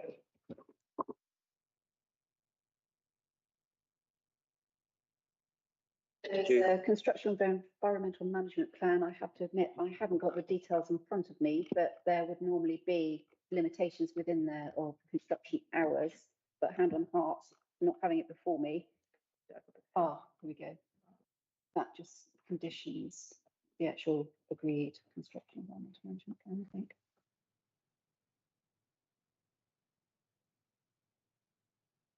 It's condition 12. Submitted the construction method statement, the construction environment management plan. Chair, thank you. Yes, it's condition 12 on the proposed list of conditions. It actually has already been submitted for consideration. So the condition reads that the development shall be carried out in complete accordance with the details and requirements of the submitted construction method statement and construction environmental management plan. Dated revision B, 18th of the 3rd, 2024, for the entire duration of the construction phase, and that's in the interests of residential amenity. So it has been considered as part of the recommendation. Okay, thank you. Councillor Major. Thank you. The next point would be, which should come from local residents. Obviously, there is this concern about the issue of fire slopes. I'm aware that you've said that the council and developers the board are in their right to use that. Just want to be sure on that, because it will affect them. And I wanted to, that's all this is questions I won't ask about. And I also like to ask about Paul, that's the one to concern with regards to bats, etc. Equality. Could you answer that, please? Alex. The first question was on the access through flyers, wasn't it? So maybe Steve could answer that in terms of Steve. Yes. Yes, please go ahead, Steve. Certainly, thank you for your question, Councillor. It's an existing highway. I think that's the important thing to bear in mind. I'm aware that Price Close is, I think it's 10 dwellings on the site, and we're actually putting a substantial number of additional dwellings here. We feel that the road is sufficient, obviously, to take the trip generation of the development in terms of its width. And as I've explained with regards to the relatively low numbers in the AM and PM peaks. With regards to construction traffic, I believe the road itself, existing access road for our slow measures, it varies in width. It's around about 4.6 metres. Manual Streets identifies that for two vehicles to pass, for two cars, we're looking for 4.1 metres for effectively two cars to pass along there. I think what we've got to bear in mind here is a relatively short period of construction. I think the applicants suggested it could be 5 months to carry out the works. There obviously will be some discomfort for local residents. I don't think there's any escaping that, but I don't think it's sufficient reason for us to recommend any form of refusal for it. I think we've got to be very practical about this. If people park in places where it means that the large vehicles can't actually get past, then that's obstruction of the public highway. And as I said earlier, that's a police matter. We feel that it is suitable to take the construction traffic. I take the gentleman's point with regards to the Trumpet Major and the roads around there. Those roads are wider. The construction periods and the times of working will be limited to during the day. So hopefully they would avoid the pressures you might get from the pub, for example. But I think the bottom line, as far as we're concerned, is there is no highway safety reason how we could say no to this on grounds of additional construction traffic. So hopefully that's answered that for you. Thank you. Councillor Major. Thank you for that. Yeah. Okay, thank you. So I'm going to go around and ask whether people have questions. Was there a question about the bats as well in ecology? Yeah, sorry. Okay, yes, there was a question about the bats. There was. Yes, it's a good question. Thank you, Councillor, for raising it. It's there's a condition 5, which, because there are obviously a lot of potential for bats because of the amount of hedgerows surrounding the site and ecology potential, which has been highlighted by the resident that spoke. Condition 5, prior to occupation, requires a bat monitoring programme to be submitted and approved, which is quite a detailed condition on the monitoring of bats as the mitigations rolled out. And we also have in the heads of terms requirement for the off-site field to be secured for ecology enhancements. And that's, I don't know if we've got the, if you can just see it to the north, is it north? Yes, of the parcels, also in the red line. So that's actually a compensation area for ecology and planting. So it has been considered and will be monitored also in terms of the bat populations that are around there. Thank you, Chair. Okay, thank you, Nana. Councillor Major, is that a good answer for your question? Yes. Okay, so I'm going to go around asking committee members whether they've got any questions. Councillor Jeans? Not for me, thank you. Okay. Councillor Wood? Thank you. Okay, thank you. Councillor Cooper? Councillor Jones? Couple, please. Steve, you mentioned the areas in white could be adopted. Does that mean the areas in grey would not be available or possibly? Steve, go ahead. Thank you, Chair. White's adopted, grey isn't. It's a simple answer. I mean, as you can see, the grey areas are there. They're car parking areas. They serve no public utility. Oh, right. So there's not a drive. So there's not a roadway going through to those grey areas are not roads then at all. They'll be surfaced and hardened to the developers' requirements, but we will not be adopting them as public highway. They'll be privately maintained through a management company. But we wouldn't adopt car parking areas anyway. As I say, they serve no utility to us as an authority. So.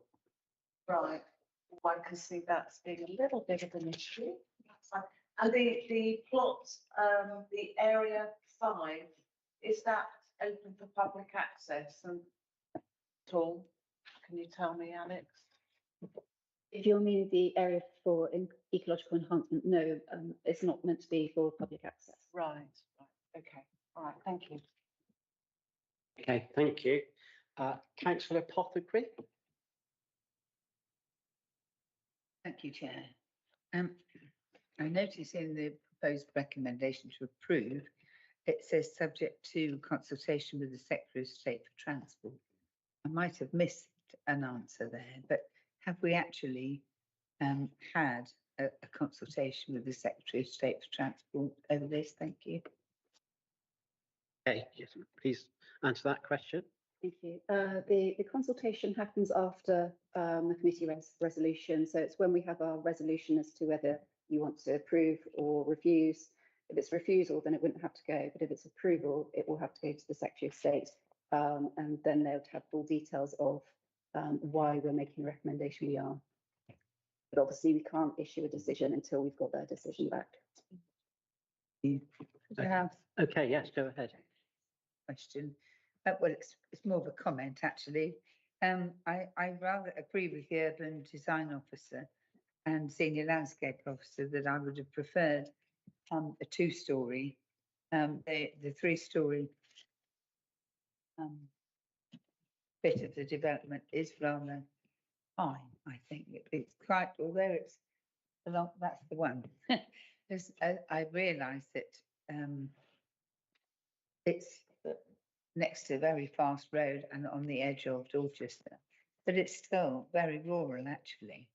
And it would be quite nice to have had that a bit lower, but look, that's just comments really more than a question. Thank you. Okay, thank you. Councillor Jesperson. Thank you, Mr. Chairman. Yes, I have 2 or 3 questions, if I may. That's what we're here for. The first question, the first point then is on affordable housing. In your report, you say that the affordable housing, the number of the affordable housing has yet to be agreed, and that will be agreed in your section 106 by officers.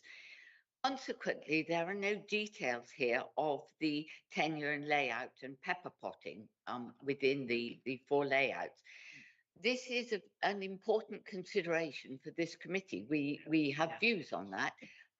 So I have to say I'm disappointed to be brought a planning application before the affordable housing, the amount of affordable housing and the layout and the pepper potting has been agreed. That's not what we normally do, and there's nothing, I dare say, to be done. But I have to say I'm disappointed because that's what this committee is here to consider, and we are not able to consider that.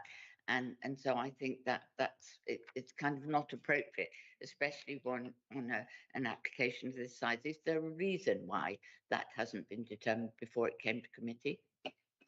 Alex.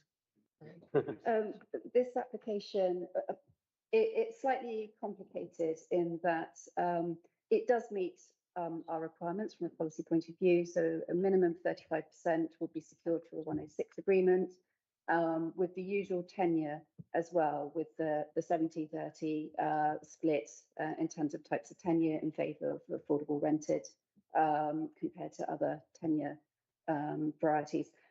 With this site, there is a possibility it could actually become 100% affordable housing, but that's not being put into the report because there's a possibility equally it won't, but that's what the anticipation is at the moment. It's certainly being designed and worked towards this becoming potentially 100% affordable across the entire site.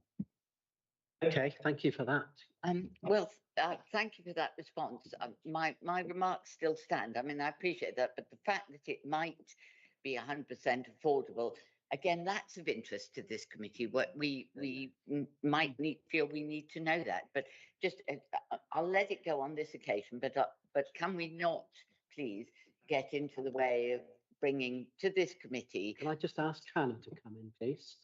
I'm sorry, I was still talking, Mr. Chairman, but can we not get into the way of bringing to this committee applications where the layout of the affordable housing hasn't yet been agreed, because that is a matter that we get to discuss. Go ahead, Hannah. Yes, apologies if there's any confusion. The 35%, which is policy compliant, has been shown on the plan in the locations where Alex showed the asterisks. So if the scheme was provided at policy compliant 35% affordable housing, we have the layout that shows where they would be distributed now. Shown by the asterisks on this plan here. So they have identified, developer has identified where the policy compliant affordable would be, and you can see that it's mixed with open market dwellings on there. You can just see the little pink asterisk dots here, and that would be secured through the 106.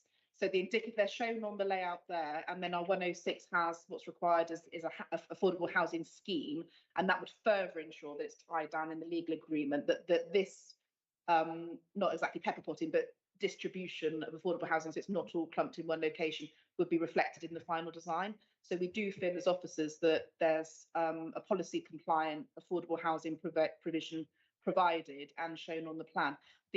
Whether there's additionality through Homes England funding is something we can't consider because we can't tie that down because we don't have the policy requirement. It may be the developer works with Homes England to provide more units, but at this point in time, we can say with confidence that it meets the local plan requirement on affordable housing, and that the layout will provide integration. And as you can see, the design is really tenure blind. it's a high quality appearance that's been provided across the whole of the site, and you wouldn't be able to identify what units may be affordable or not. Okay, thank you. Thank Hannah. you very Councillor much. Preston? Yes, thank you. Just to be clear, that's not what it said in the report, so that's a helpful clarification. Thank you very much.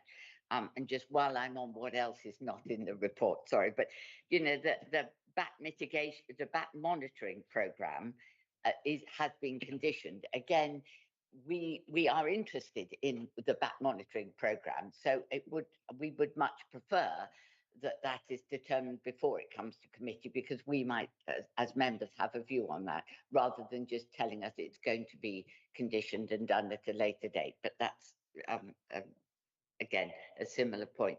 Moving on to my next question, in paragraph 16.78, I think, and living space. A number of the properties, I think it's 7, don't meet the minimum living space standards. Now you justify that by saying most of them do, and some of them exceed it. Which is all right as an overall proposition, but the fact is we still have 7 that don't meet the minimum living space standards. So do we consider that acceptable? Could you cover that, please, Anna? I think officer's recommendation is that yes, overall that is acceptable. It's a small change from the guidelines and the minimum standards, which aren't in our policy prescriptively. So the officers, the report forms a balanced view on that there is a slight deviation on a few of the plots, but overall it would be acceptable and not be something that we would recommend refusal on as a single issue point, but that would be for committee to consider. Okay, Thank you, Hannah. thank you. Any other questions? Yes, oh yes, Mr. Chairman. The nitrate neutrality, again,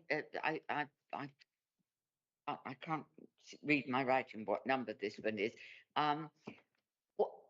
You mentioned that nitrate neutrality is required. So can you tell us what form that's going to take and how it's going to be secured?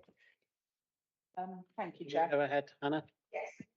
This application has been held up for quite a while, to give some context, because of the issues in the Poole Harbour catchment in relation to phosphorus.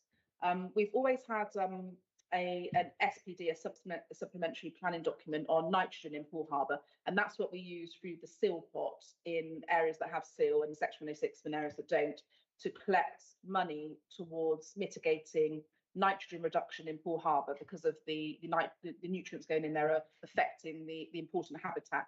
We recently had an issue where Natural England put on notice that phosphorus was also an issue in Poole Harbour. That's why this application has been considerably delayed. It was down to that fact.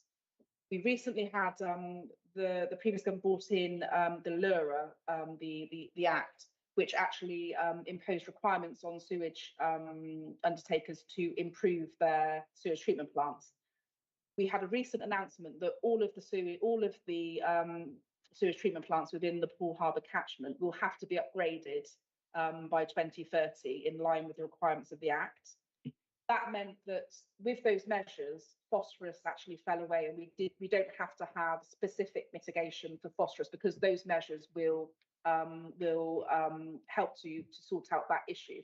So we're left with having to ensure that we mitigate through this application nitrogen in Poole Harbour, which at this point in time we are relying on the seal pot and seal contributions for this development. So the developer would have to pay a seal contribution at this point in time towards it. There are other schemes that are coming forward in terms of credit schemes in Poole Harbour, and Natural England are just about to launch a credit scheme where developers can reserve credits and we can secure nitrogen mitigation that way.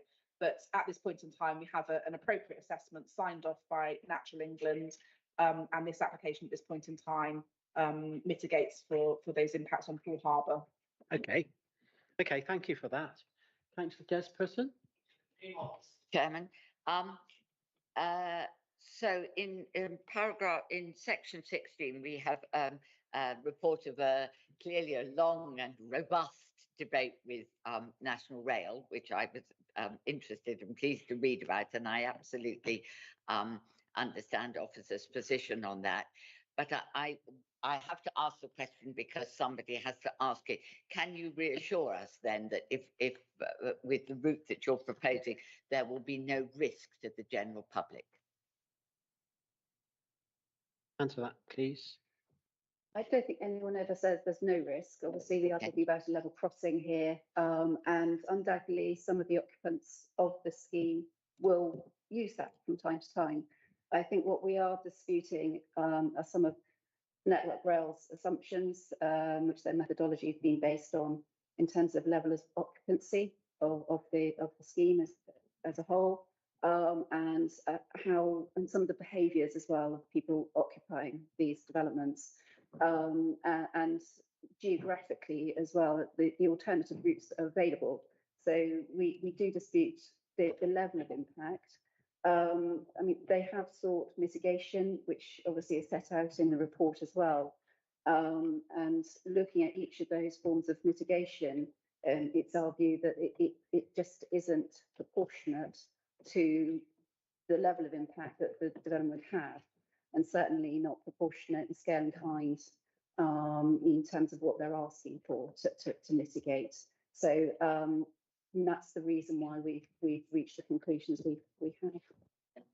Thank you. Okay, thank you for that. Couple more. Just very brief ones. This is really just a belt and braces here.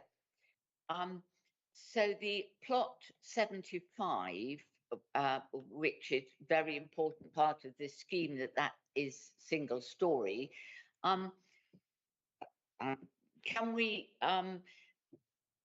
possibly remove permitted development rights or put some condition in to make sure that that remains single story for the future, because it would be quite easy to come back and with the planning application in 10 years time to put another layer on that one. So is there anything we could do to make that stay single story, because it is quite central to this, to it being acceptable in planning terms? Yes, go ahead. Thank you, Chair.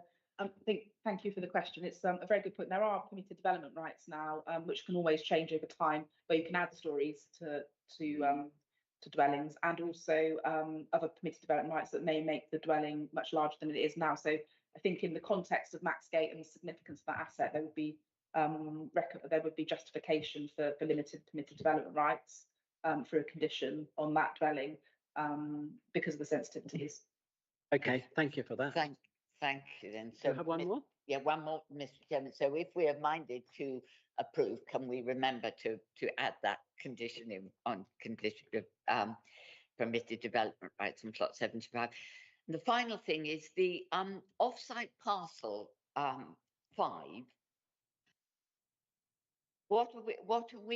Can we put something in place again to protect that from future development, or from losing its status as part of the mitigation? Because again, that parcel being part of the mitigation is key to making this application acceptable in planning terms. So again, can we nail that down in some way so that we don't lose that at a later date? Okay, can you follow that one up? Thank you for the question. Yes, it's a requirement in the heads of terms that this parcel will be included in the legal agreement. So the mitigation that's shown here would be binding in the legal agreement. It's difficult to pass the tests of reasonableness in terms of a condition that says land can never be developed, but any change would need an alteration to the legal agreement that would be binding on the site and the land and how it's managed. So I think we have the security of, without any actual application being submitted, we have the security that this land would have to be managed in accordance with the ecology measures that are set out and have been agreed by our natural environment team as part of the mitigation with the planting and the wildlife and what's being created here. It's difficult to have that sort of, it can never be developed, but we've got security through this application and in the legal agreement, because it's an off-site parcel. It would be binding. So I think that we have in the recommendation what we need in that respect. That's helpful. Okay, thank you. Thank you. That's me done. Thank you. Could I ask whether councillor May, you've got any other comments or questions? No more questions. I'll make a comment. Councillor. Yes. Okay, councillor Rideout, do you have any questions? Councillor Linda Ryder, Gillingham Ward. Couple of questions. I note the objections from Network Rail with the impact on the Syward footpath. And quite honestly, what I read, they've highlighted it, but can't seem to fund any mitigation there. I find quite absurd. Reference National Highways concerns. I take it the tree protection mitigation has been sorted, but I'm homing in on the noise. With the A35 running through full blocks and obviously the railway.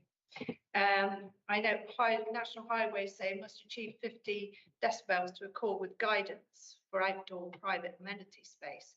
I note percentages that 50% of properties, the noise above 55 to 60 decibels, 15% above 60 and 7 properties will be above 64 decibels. Can you assure us as a committee that every mitigation has been put in place to reduce those noise levels?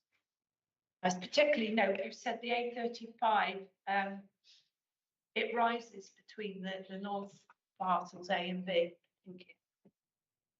Okay, could you follow that up? Excuse me. Sorry, shall I bring up the? Slide? Yeah.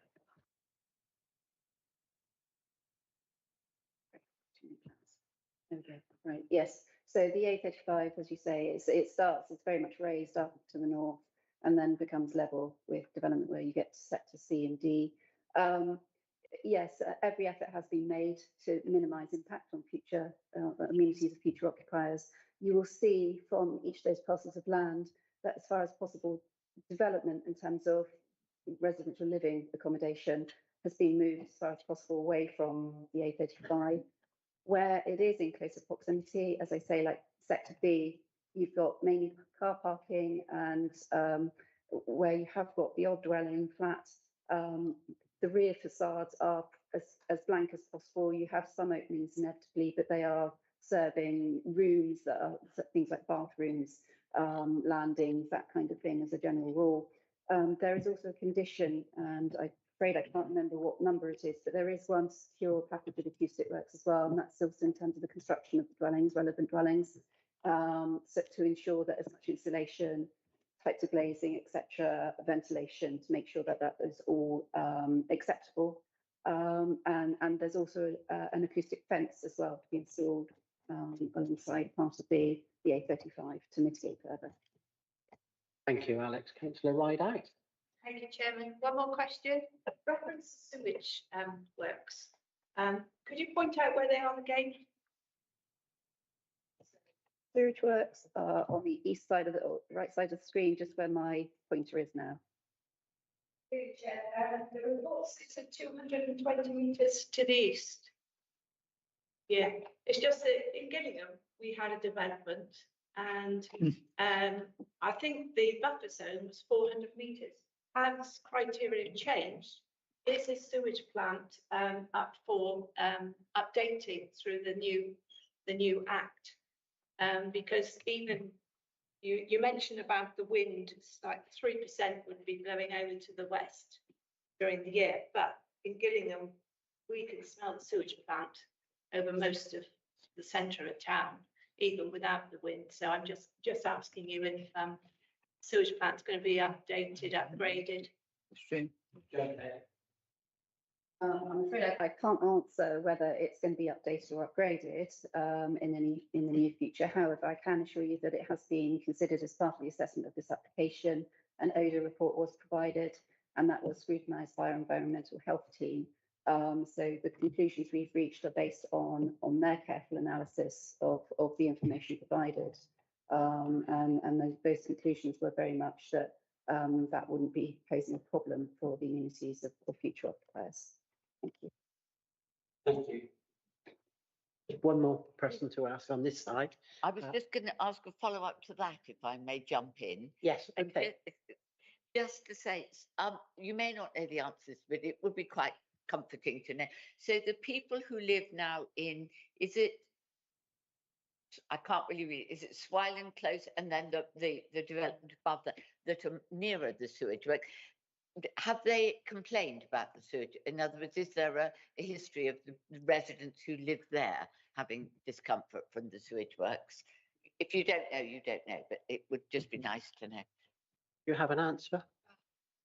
The answer is I don't know, but certainly there's nothing that's drawn to my attention. And I would imagine that if there was a problem, probably that would have been brought to my attention. Okay, thank you. Thank you. Councillor David Taylor. Yeah, thank you, Chair. Two questions, actually. Hannah, I think I can rest on two if you don't mind. If that was about the sewage works, I thought it was improvement works being guaranteed in the future, being looked at by the future industries. So we're actually going for looking at the implementation of less smells. That was right, wasn't it? We spoke about earlier.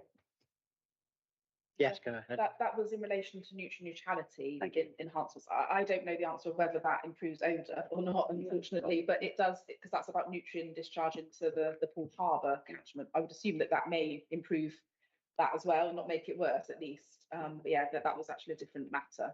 Yeah, thank you.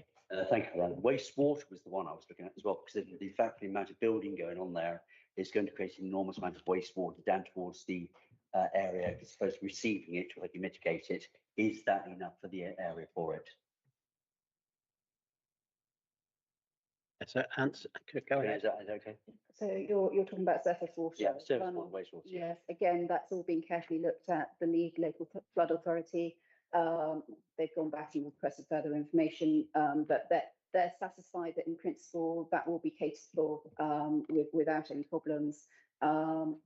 Yeah, and there are two conditions you will see, conditions 16 and 17. Yeah. Thank you, Hannah. That will cover that as well and make sure that that's secured for the future to make sure that that's properly mitigated. The reason I was looking at that because the river Frome is quite close to it, and that's the word about the fact damage to the Frome, which hopefully will take in effect. And finally, we come back to actually this is for highways, please, Steve, if you don't mind. Dropped pavements for disabled people with access. Have we allowed that to be built into the occasion? I would like to see that myself. Yes, go ahead. The adopted highways, or we hope to be adopted highways, you can see they will include all the appropriate measures to meet with Inclusive Mobility and the Equalities Act. So yes, is the answer. I'll refer you back to the raised table at the junction with the right of way. And obviously, when we looked at the last application, the level of detail you saw there was pretty much what we see at the 38th stage, which showed tactile crossing. So yes. Thank you, Steve, very much. Thank you, Chair. Okay, thank you. Do any of the committee members have any other comments or questions? Yes, please go ahead. Councillor Jones. The town council were commenting on their disappointment in terms of lack of green items, but that included electric car charging points. Are there no electric car charging points on site? Was my first one, and my second one was, has anything been arranged in terms of the ongoing maintenance of the plot 5, the wetland? Thank you. Do you please answer that question? So EV charging, that's covered anyway, building regs. So that's a mandatory thing now. So they just will be part of that scheme. In terms of the wetland area, revert back to what Hannah said earlier, that there is a requirement under the 106 agreement to ensure that that's managed and maintained and that going forwards in the manner in which we want it to be. So i.e. as that wetland area. Thank you. Okay, thank you. Any more questions? Councillor Major. Chair, not a question. More that I would like to propose to welcome this. I feel that the concerns of the residents have been listened to and addressed. I think the affordable housing, the potential there for 100% aging, Dorchester, more than all, it's a well thought out designed development, which is really going to benefit Dorchester. Okay. Thank you. I saw another couple of hands go up. Councillor Cooper. Thank you, Chairman. As this looks like to be a good development, but what does concern me, if there are, the 7 properties might not meet the living standards. How can we approve something that really doesn't, there's some properties that don't meet the standard? So how do we deal with that, officers, that issue? And we obviously encourage, Chair, that all developments meet the standards, but we're not talking about a large discrepancy in the standards. So we're taking the view overall about all developments that have been provided. But yeah, we do always try to seek at least the minimum standard, but on this occasion, a few of the units are below, and that's obviously been made very clear in the report. And there's not anything to do on this application. We always do try to ensure that an application gets to that they are in accordance with the standards. Okay, thank you. Agreed. Thank you. Just following up on this, is it possible for you to tell us whether these the 7 accommodations that are that don't meet the standard, would they be social housing or affordable housing? Yes, go ahead. I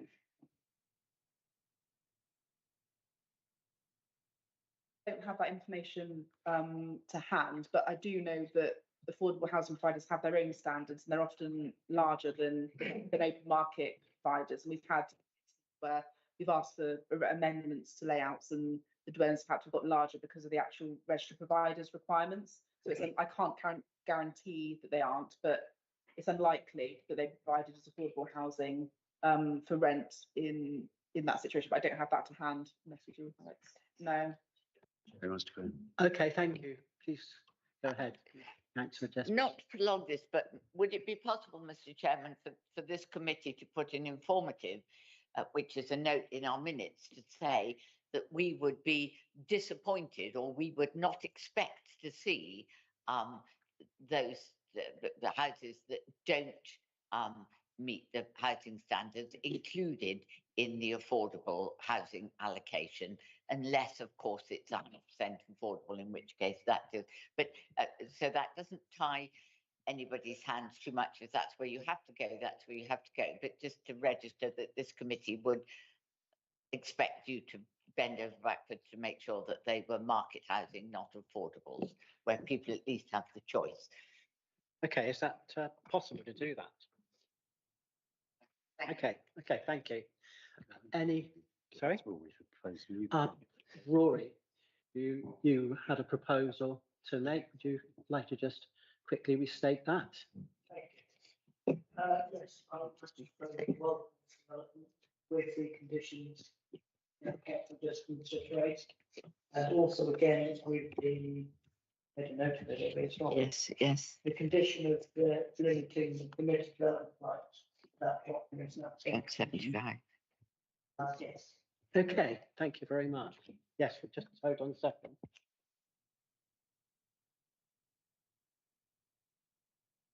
Yes, it's just a legal point that we need to address. Thank you, Chair. Just in relation to what Councillor Jesperson's comment, I think it would be more appropriate for the concern of the size of affordable housing to be dealt with in the minutes of the meeting rather than informative on the application. So if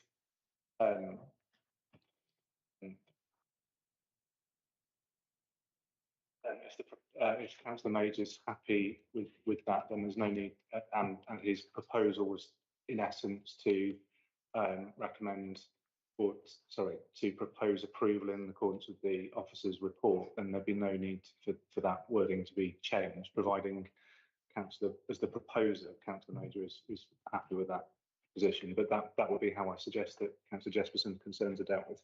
Yeah, thank you. Okay, thank you. Very happy with that. Okay, very happy with that. So do we have a seconder? Okay, Councillor Jesperson, the second did the proposal. Please could we put this to the vote? Those in favour? So we have, oh, we're completely unanimous, aren't we?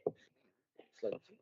So I can now state that application P/2021/202623 has been granted planning permission. You're more. I need a break. Subject to consultation with the Secretary of State. Excuse me, Chairman, could we have a comfort break, do you think? Yes, we can have a comfort break. Thank We say 5 minutes. Yes. 5 minutes. Yes. 5 minutes. 5 minutes. Thank you. Yeah, I think we need that. Yeah, thank you, Phil. Yeah, that was.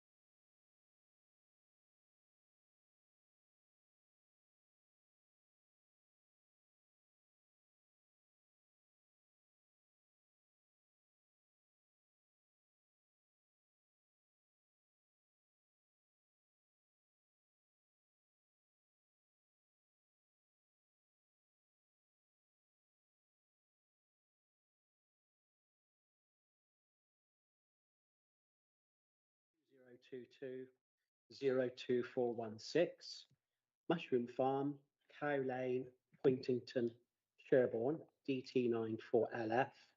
I'm going to ask Stephen Banks to present to us this application. Go ahead, Stephen. Thank you. This application, reference number P/FRL/2022/02416, is for the erection of 2 dwellings, new vehicle accesses and associated works to demolish existing agricultural buildings and polytunnels at Mushroom Farm, Cow Lane, Wintonton, Sherborne. In terms of an update which relates to the report, the actual cubic meters of the 2 dwellings is stated as 2,928 cubic meters. The actual figure should be 2,832 cubic meters, and the benefit in the report reaches 2,063 cubic meters, and that should be 3,160 cubic meters. The agent for the application kindly updated me just before the presentation. This first slide is the location plan. The red line in the bottom corner here, that's the location where the barn and polytunnels are. And in the top left-hand corner here is where the proposed woodland is located. And this is the proposed site plan. These are the 2 dwellings, garage and a garage here. 1 access from the road in this position, and then an existing access which serves an existing dwelling is over here to the right. This slide shows the visibility display of the access, the top access, reaching to about here to here. And this slide shows the woodland site plan. The woodland is at the top left here. And the next slides show the elevations of the proposed and the previously approved permission, which was P/PAAC/2021/05205. The reason for stating that before we look at the slides is that a real key element of this application is the fallback position. And the fallback test requires a comparison to be made between the proposed development and the fallback development, establishment of whether there is a lawful ability to undertake such use, whether there is a possibility. And a fallback position may represent less desirable development, not a noticeable difference between developments, or a more desirable development. And this slide shows the plot 1 elevations. Of note is the single-storey and 2-storey elements of the proposed dwelling. And also the second slide here shows further the remaining elevations of the proposed plot 1 dwelling. This slide shows the floor plans and the plot 2 elevations, also similar to the previous. Again, plot 2 elevations and the plot 2 floor plans. Each plot is supposed to construct a garage with a store. This shows the floor plan and the elevations for plot 1. This is for plot 2. And this is the landscape plan, which includes the area where it's proposed to plant woodland here. And this slide shows the landscape mitigation plan. 2 dwellings are here, a garage and a garage here. And there's a red outline here which shows the barn, and red outlines here which show the polytunnels. This is a typical sectional elevation. And this is so this is referring to the previous application P/PAAC/2021/05205. The red line of the site pretty much goes quite tight around the barn. The next slide. This shows the proposed site plan of P/P AAC 2021-05205. This slide shows the existing floor plan of the barn. And this slide shows the proposed ground floor plan of application 5205. I'll say reading out the whole long list of it. This is the proposed first floor plan of 5205. This is an existing section of the barn. And this slide shows the elevations of the barn existing. And this is also existing elevations of the barn. This slide shows the proposed elevations of 5205. This slide also shows the elevations. This slide shows the structure in terms of what was going to be retained and maintained, or retained and or not retained, or was going to be introduced in the previous application 5205. This shows the other elevations. And this was the proposed roof plan of 5205. And then this slide is a view of the property to the east of the site and the building which was the subject of 5205 is here. This is looking northwest from the access which serves the existing dwelling to the east of the site.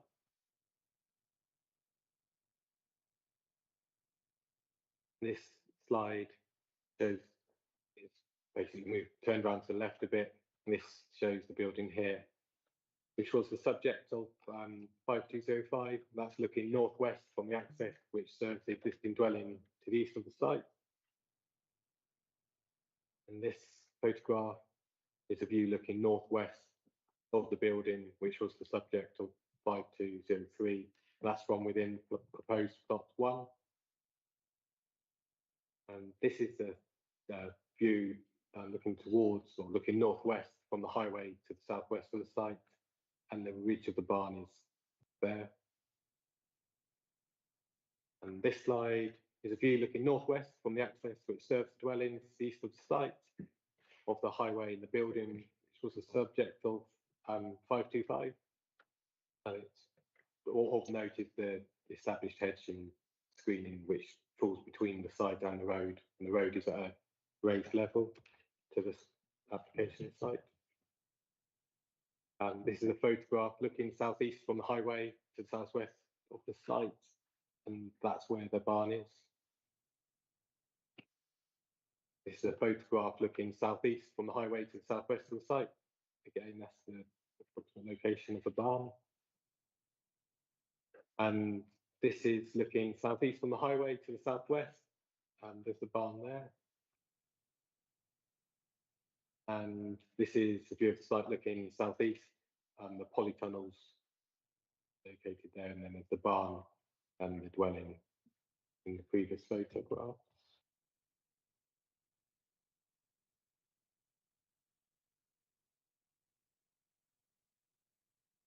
This photograph shows the polytunnels here and the barn here. And this is looking west, again, the polytunnels here. And looking southeast, the polytunnels and the barn to the rear. And this is a view looking southeast from right of way N27/6. The polytunnels are here, the barn is here. That's taken without any zoom on the camera. The next photograph, I've tried to zoom in so it would represent how it does look if you were stood in that position at the end of the footpath. That's been magnified, but an indication of what it would look like from the end of the footpath. And there the polytunnels there and the barn to the left. And this is a view of the proposed woodland site looking southeast, and it's proposed to plant the trees in the location there. And it is worth noting, in terms of biodiversity, that a replacement back roost would be constructed in the garage of Block 2 prior to the demolition of the barn. And also that demolition shall only take place if the barn owl is not present. And also demolition should take place outside of the bird breeding season. And the key issues are the principle of development, the fallback position, the impact of the proposal or the previously approved development would have on the character and appearance of the area, and nutrient neutrality. And the recommendation, and that's basically based on the consideration that in terms of the impact on the Somerset Leveson Moors habitat site, the fallback represents less favourable development, and the proposed development, when compared to the fallback position, by reason of its design, form, and materials, would represent an overall enhancement to the appearance of the area. And therefore, the development is to delegate authority to the head of planning and the service manager for development manager and enforcement to A, grant subject to the completion of a legal agreement under section 106 of the Town and Country Planning Act of 1990 as amended, in a form to be agreed by the legal services manager to secure 0.9 hectares woodland managed in the long term and a monitoring fee of £1,510 and conditions which will be referred to in the next slide. Or recommendation B, refuse permission for failing to secure the obligations above if the agreement is not completed by the 31st of August 2024 for such extended time as agreed by the head of planning. And the topics of the recommended conditions are time limit for commencement of development, approved material, adherence to the measures set out within the approved biodiversity plan, details of external facing materials, removal of agricultural structures, surfacing of vehicle accesses, visibility display areas, construction of turning, manoeuvring and parking areas, unidentified contamination, arboricultural method statement, planting details, replacement of planting, schedule of landscape maintenance, finished floor levels, and surface water management scheme. That concludes the presentation. Thanks. Okay, thank you. Highways, do you have anything to comment on with this application?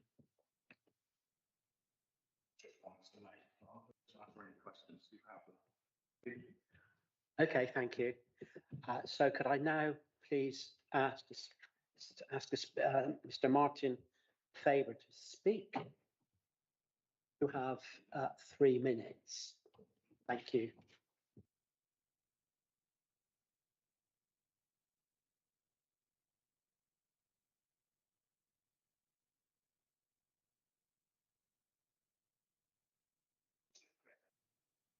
Members of the committee, Mr. Banks. I'm a resident of Pointington. Pointington is a relatively small village, about 120 houses, no street lighting. It's a rural countryside village. This development does not fit into the character or appearance of our village, and that is the essence of our objection, not just mine.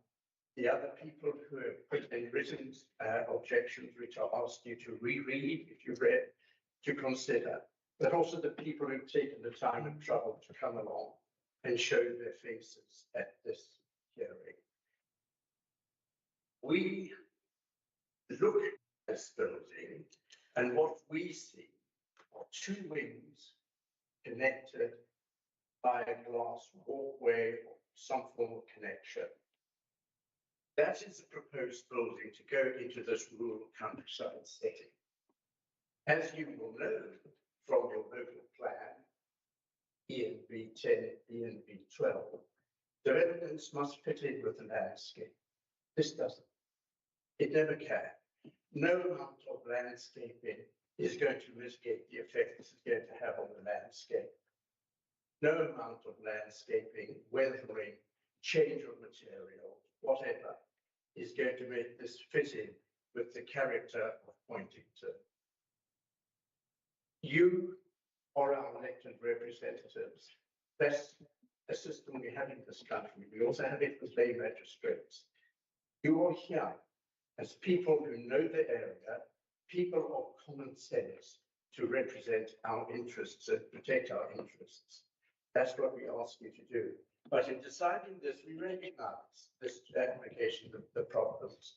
And so we would invite you, if you don't have direct local knowledge of Huntington, to come and view before reaching a decision.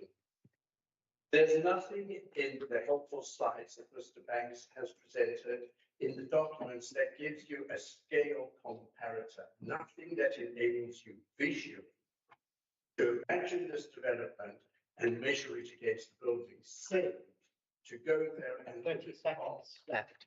The bond that stands there is 462 square meters. You will then be able to imagine this development, which, contrary to what is said in the planning statement and the planning officer's report, the bond is not larger than the proposed development. There is a statement in both those documents which is incorrect because it includes the polytunnels, whereas the bond, the fallback position, as a matter of law, is... Sorry, 3 minutes are up. Thank you.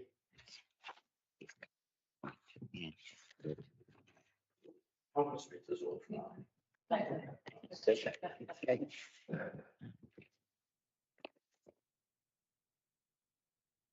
Please, could I now ask Judy Easter to speak? Okay. Thank you. Could I ask Lorna Allen on behalf of Richard Taylor to speak, please?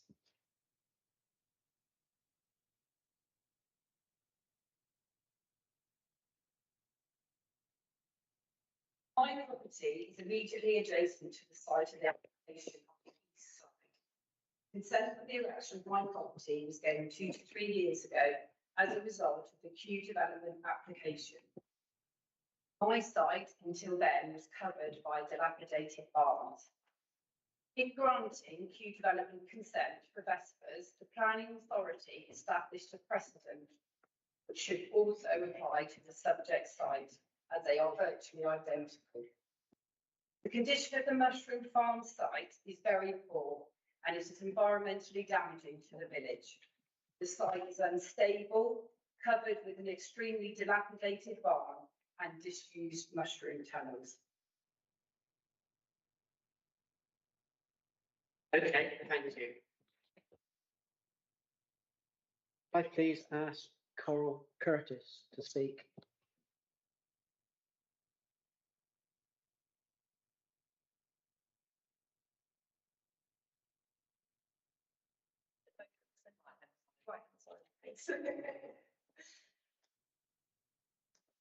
Good afternoon, members. Thank you for your time today.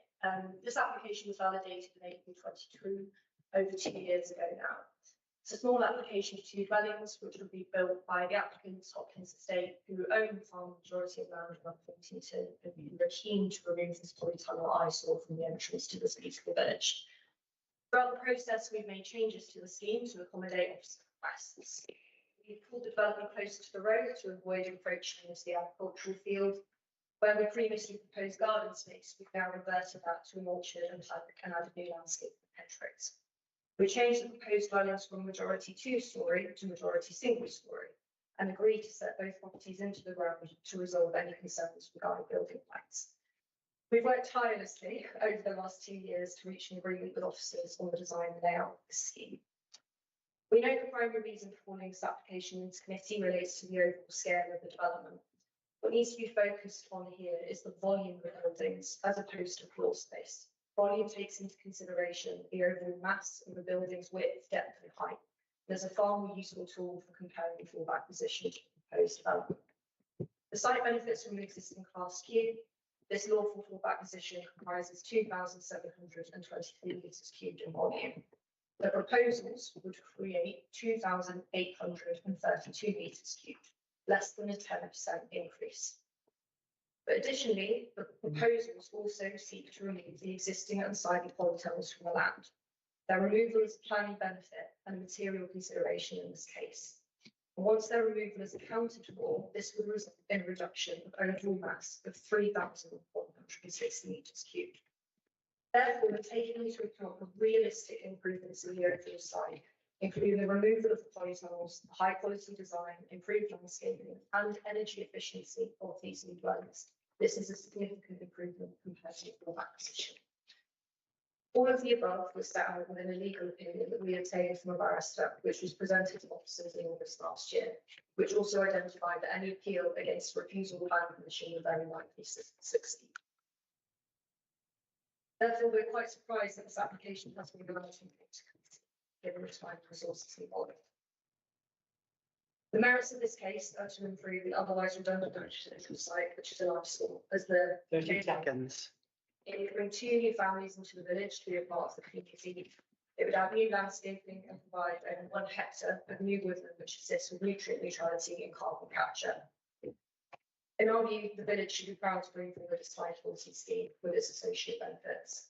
As such, we respectfully request that members support their officer's well thought out recommendation to approve this application and grant this development petition today. Thank you. Okay, thank you.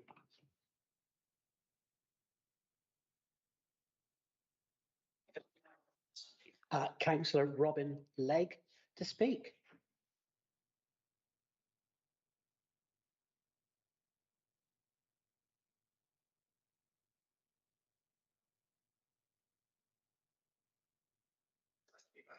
Good afternoon, colleagues. Where should I start? In policy terms, this should be refused, and I hope we will refuse this application today. There's no defined development boundary in Poyntington. And if you look at policy SUS2, that says that this development or this development here on this site shouldn't take place at all. The only reason we're dealing with this is there is an existing Class Q permission, which is the one that you are looking at in terms of show various slides by the case officer. There's an issue about betterment. I approach this from the point of view of you start with a really ugly barn, blockwork, concrete blockwork, corrugated iron, steel frame, and then you put forward a proposal under Class Q, which really doesn't improve the appearance of that barn at all. And then you turn around to the authority and say, I'll tell you what, we can give you something which looks better. That's really the way in which most of these developments come forward nowadays.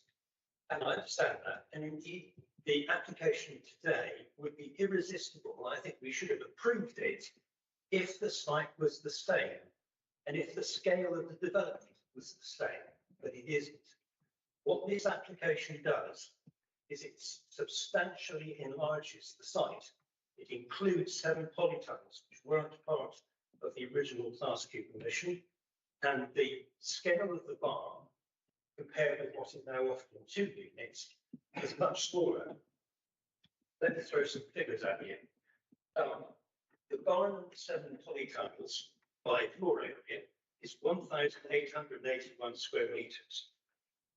The 2 units proposed are 883. And everybody said, well, that's a tremendous improvement. You've got a much smaller scale. The true comparator is the scale of the existing Oakley barn. The existing Oakley barn is only 565 square metres. So this is 318 square metres bigger in floor area. Just to give you a scale of that. Average, that's about the size of an average that's about the size of 3 average 3-bedroom houses. Most of them are about 110 square metres. So this is a much, much bigger development. And it's only dressed up as being a smaller scale because you suddenly included 7 polytunnels. So basically, just to show quickly to the tree planting, it's a bit like frequent flyer. People feel that they've sold their conscience by planting some trees somewhere in a place that they've never heard of. These trees are planted on a higher site, 3/4 of a mile away. They do absolutely nothing to the improvement of the quality of the discharge from these units. Time. Okay. Thank you. Okay, thank you. What we're going to do, I'm going to go around and ask each councillor whether they have questions. Councillor Jeans. I think at the moment, thank you. Councillor Wood. Just ask one question if I could, just because. Yeah, yes, go ahead. Thank you, Chair. So is this, the plan is then to either do this or the original application, is that correct? So we are saying that it's either an expanded footprint, basically, or the reduced footprint, and which we would consider? Do you explain that, please, Stephen? The application for us, it's proposed to construct 2 dwellings. That will be determined today, hopefully. The previous application was just for the conversion of the barn into 2 dwellings. So that can take place. This would have to be obviously determined. The comparisons between the 2. Does that make sense to you? Yes, thank you. Okay, thank you. Only one scheme could take place, Chair. So it's either convert the barn into 2 dwellings, which has been granted under the Class Q permitted development, or an alternative scheme when the barn would not be converted and 2 dwellings would be constructed instead, and they're before committee today. Thank you. That makes sense. Councillor Cooper. Thank you, Chairman. I've got real concerns about this section because it says the barn is redundant. But I know in rural areas there's a lot of barns that have changed use and been used for other things and also creating employment within the rural area. The other thing is the tree planting. It's not on around the site. It's, you know, where both dwellings are. It's that far away, and also, you know, it talks about reduction in phosphorus discharge. I support the local matter on that. So, in essence, I don't feel I could support this application as, okay, the polytunnel will be taken away, but I feel that, you know, that barn there could be used and not for other purposes, for employment or whatever. Thank you. Councillor Jones. Questions, thank you. Okay. Councillor Apothecary. Thank you, Chairman. I'd like to know, as far as I'm concerned, polytunnels are not permanent structures. So the fact that their footprint is under consideration for use in this application, I find a bit strange. I thought all Q class planning applications essentially had to meet the footprint that they were on if they were going to be demolished instead of converted. But the polytunnels are a bit left field. I can't, perhaps you could answer my question and explain why these non-permanent structures are being considered as permanent structures in this application. Thank you. Thank you. Could you answer that?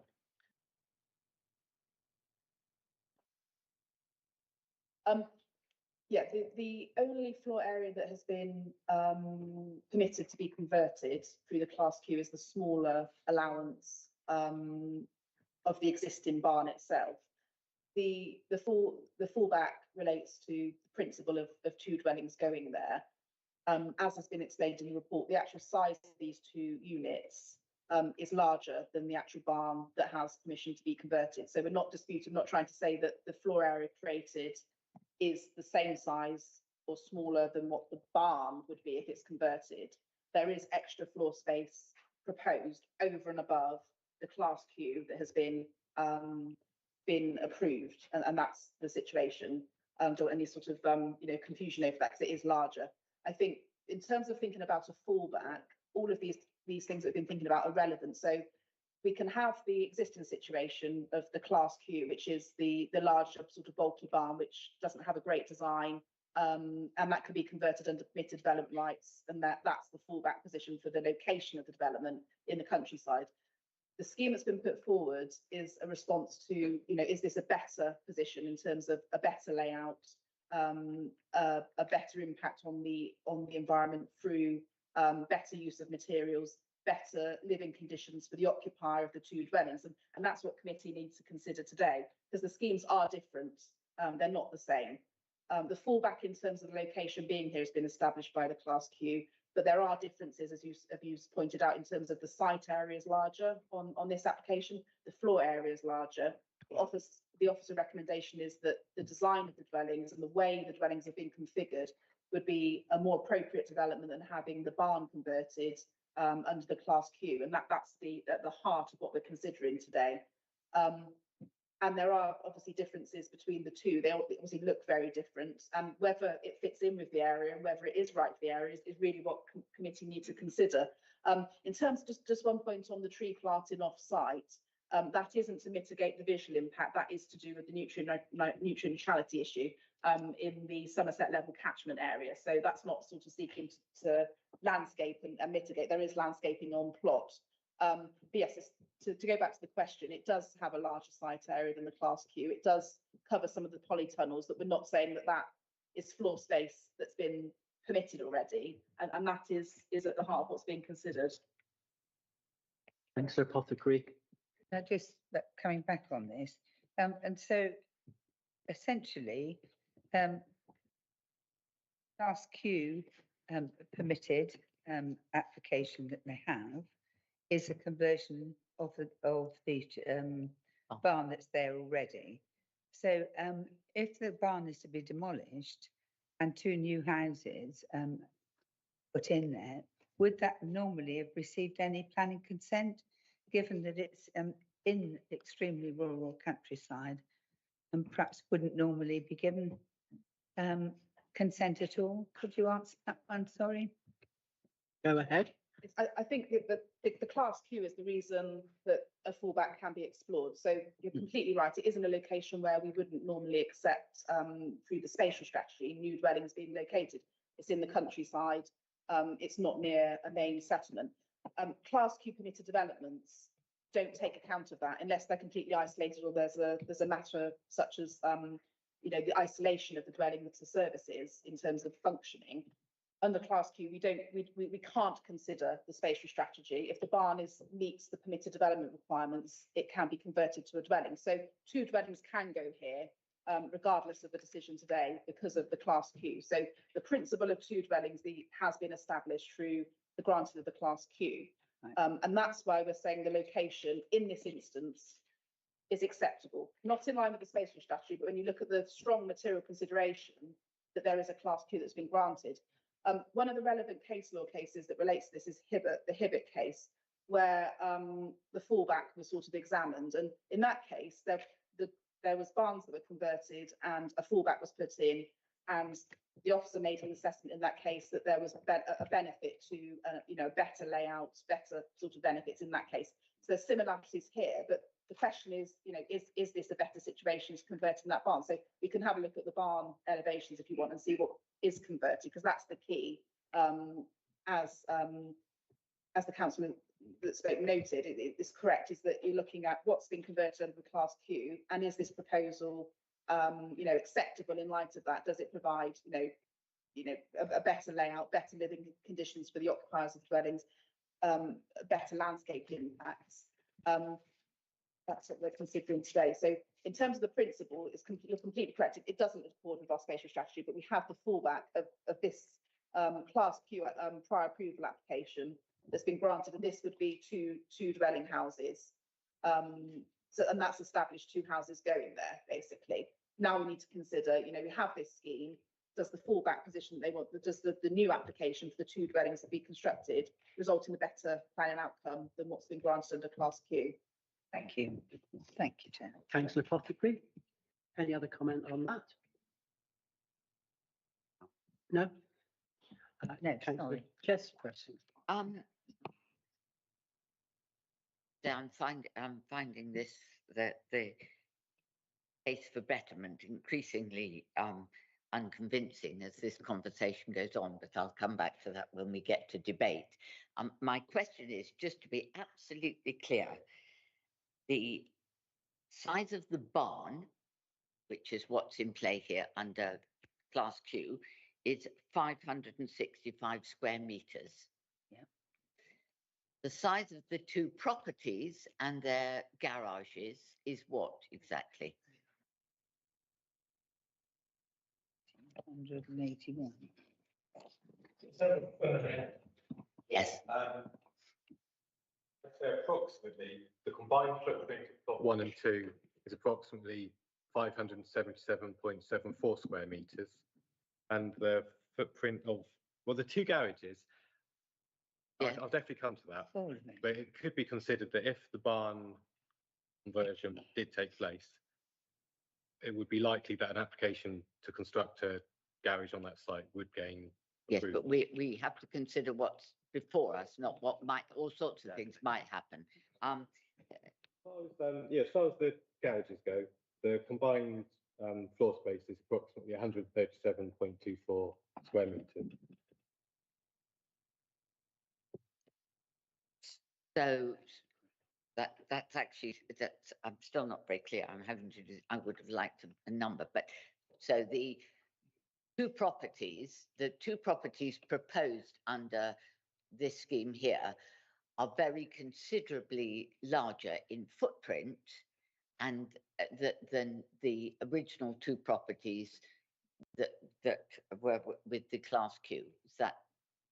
I wouldn't say it's considerably larger. The development granted under the 5205 Class Q process, the footprint there was approximately 513.41 square metres.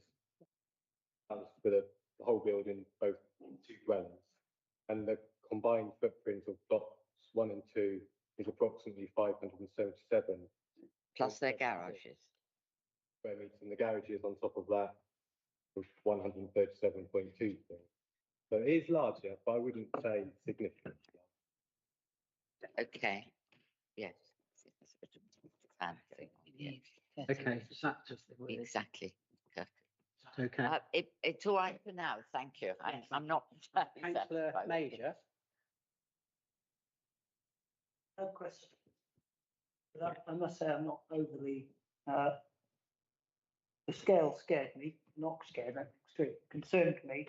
But having just had those figures reiterated again, they don't concern me as much. It's not huge, hugely bigger than the original. Councillor Rideout. Linda Rideout, Gillingham Ward. I don't have a question, but I will make a comment later. Okay, thank you. Councillor Taylor. Thank you, thanks, Chair. Yeah, I'm going to come back, if you don't mind, to Councillor Jefferson's comments and Councillor Carey. We're concerned about the construction overall size space and foot space of it. This is where the scare is that we're getting on now. So can we have some definite figures here? Because we seem to be flying around here with garages, properties, one development. What is actually proposed here? Because it's going to be two buildings, two residences and two garages. So you're saying that the combination of the floor space is what for those two developments? That's my question first, please. I'll quickly add one. Yeah, thank you very much.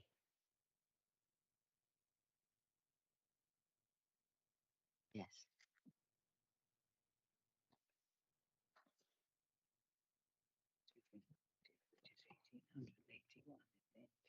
Yes.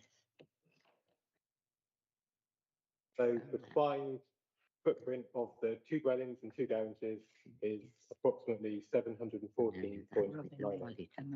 That's what's together. And the garage conversion, sorry, the barn conversion space would be on its own, would be, what was that going to be? The barn conversion. 65. I made it 513.41. 513. So you've got 200 square metres. Are we looking at that, the increase in space overall for development? The increase in footprint. Yeah, yeah, okay. But the queue, which we are questioning as well for the development, permitted development on the queue, was the barn conversion only, wasn't it? That's right, isn't it? So therefore, we're trying to agree here today is the fact that you've got two properties with two garages, which are quite big, on a property which is exceeding the specifications of the barn foot space itself. So therefore, that's what you're asking in your application today to be granted. Is that right? Yeah. It's recommended. Yeah, that no, you're asking for this today, you recommended. Well, the recommendation that it should be granted. This is where I'm trying to get, well, I'm really kind of a bit lost about this because we're granting something which is not keeping with the area. It's not in keeping with the size of the barn. It's actually extending the growth of the building area itself. You're also incorporating 3 entrances, which are off the road. That's separate. I must admit that's separate. So therefore, I'm getting a bit lost here because we're losing ourselves in boundaries, cube properties, plan development, etc. What is the ask here? Because that's what we're trying to be granting today. That's the first question. Then come back to the rest. Okay. Proposal before you Yeah, it's for development. is for 2 dwellings. Yeah. 2 dwelling houses. Yeah. So that is the proposal today. The reason that we're talking about what has been granted is it's the only reason we're talking about 2 dwellings going here is a Class Q proposal. So that's already been decided. The Class Q has permission to convert the barn.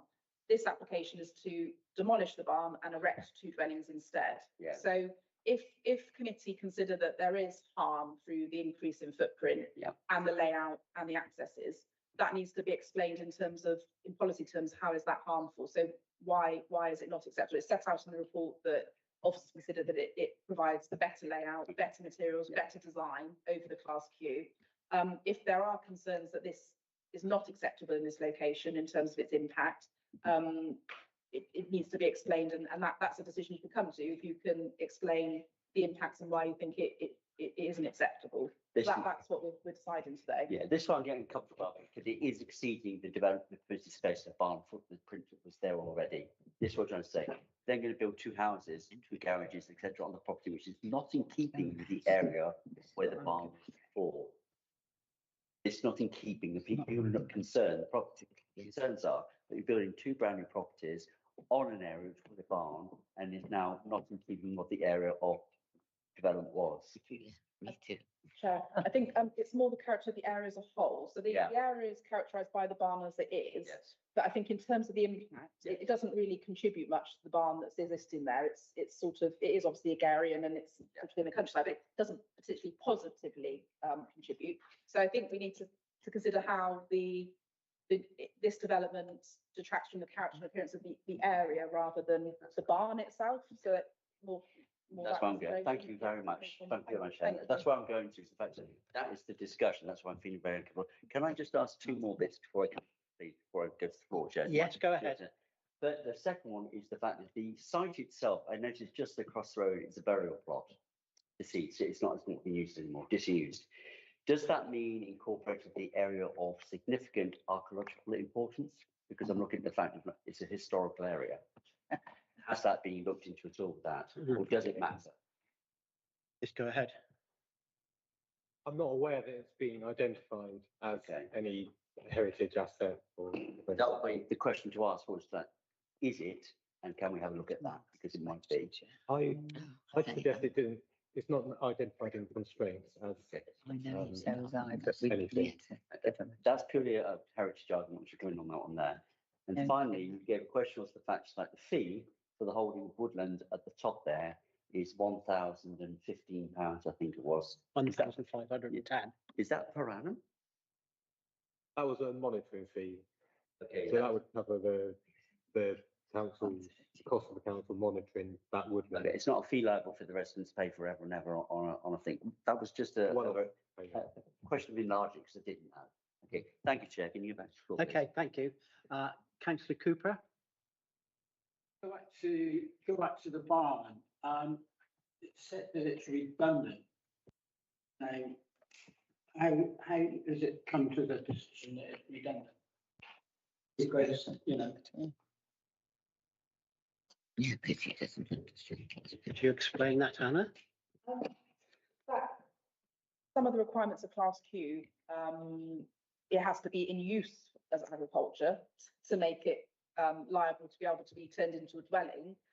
Under that process, we don't have the ability to say you should use it for a different use. And unfortunately, it's a permitted development to allow houses in barns. So the use, a alternative use to agriculture has been established through the Class Q, and unfortunately, we can't really revisit that in terms of other uses we may prefer to see there, such as agriculture or a business use. Okay, thank you. Any other Yeah, go ahead. Thank you, Chair. Just the trees that are kind of screening the properties in theory from the road, are those kind of like going to be a permanent fixture there? Are they conditioned in there? Are they protected? Is that going to be a constant thing, screening those properties from everyone else, basically? In terms of the landscaping of the site, it is recommended that there should be conditions relating to what would be maintained, retained.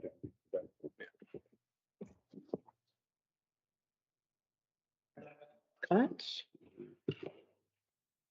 Councillor Potterbury. Thank you. If we've finished questions, we are now on to comments. I would like to say, I don't agree with the premise that this would provide a betterment over and above the fallback of the Class Q prior approval. I really don't. I think there's all sorts of issues with it, and I'd like to propose refusal of this, please. Okay. So, Jesperson. I support that position. I have become less and less convinced by the arguments in favour of this one as our discussion has gone on. I don't think the case has been made that these two properties will be sympathetic to the local character at all. I would say the reverse of that. I think that the figures that we were presented with, including the polytunnel, that was misguided. What we are making a comparison with is the barn and these two new properties and their garages, and those are not of comparable size. That one is 50%, I think, larger than the other, though I have trouble working that out because nobody's given me very clear figures. But so I think, and so I don't think that the polytunnels are relevant to that calculation at all because they're not in the Class Q. I don't think that a case has been made that this is betterment. I think what we're looking at here is with the two properties that are already existing, with these two properties inside, it won't be sympathetic to the local character. I think it's urbanisation. You will have four very large properties all together in a village, in a development that would never get planning permission outside of the context of Class Q. And I realise that it is Class Q and that's what we're discussing, but that colours my view about whether this is betterment or not. So I think it's unsympathetic to the character of the area. I think you have to remember that what we'll be looking at here is two large properties with their garages and their gardens, their domestic paraphernalia, as the planning term has it. So it's a very considerable development where there was before just a barn. I don't feel that as the planning committee we are obliged, or we should feel obliged to say yes to something just because a Class Q application exists. We should only say yes in the context of Class Q if we genuinely feel that this is a better option than the Class Q offered us. And in this case, I don't think it is, by virtue of its the damage to the character of the area, urbanisation, not appropriate development for a village setting. It's massing. The size of the two buildings is considerably larger than the barn, so I think its mass is inappropriate. And I'll think of others if you give me a minute, other grounds. But those are my two grounds for supporting to seconding the refusal. So. Okay, thank you. Councillor Rideout. Councillor Rideout, Chair, Gillian Ward. I concur with my two colleagues on the committee. I've looked at this in detail.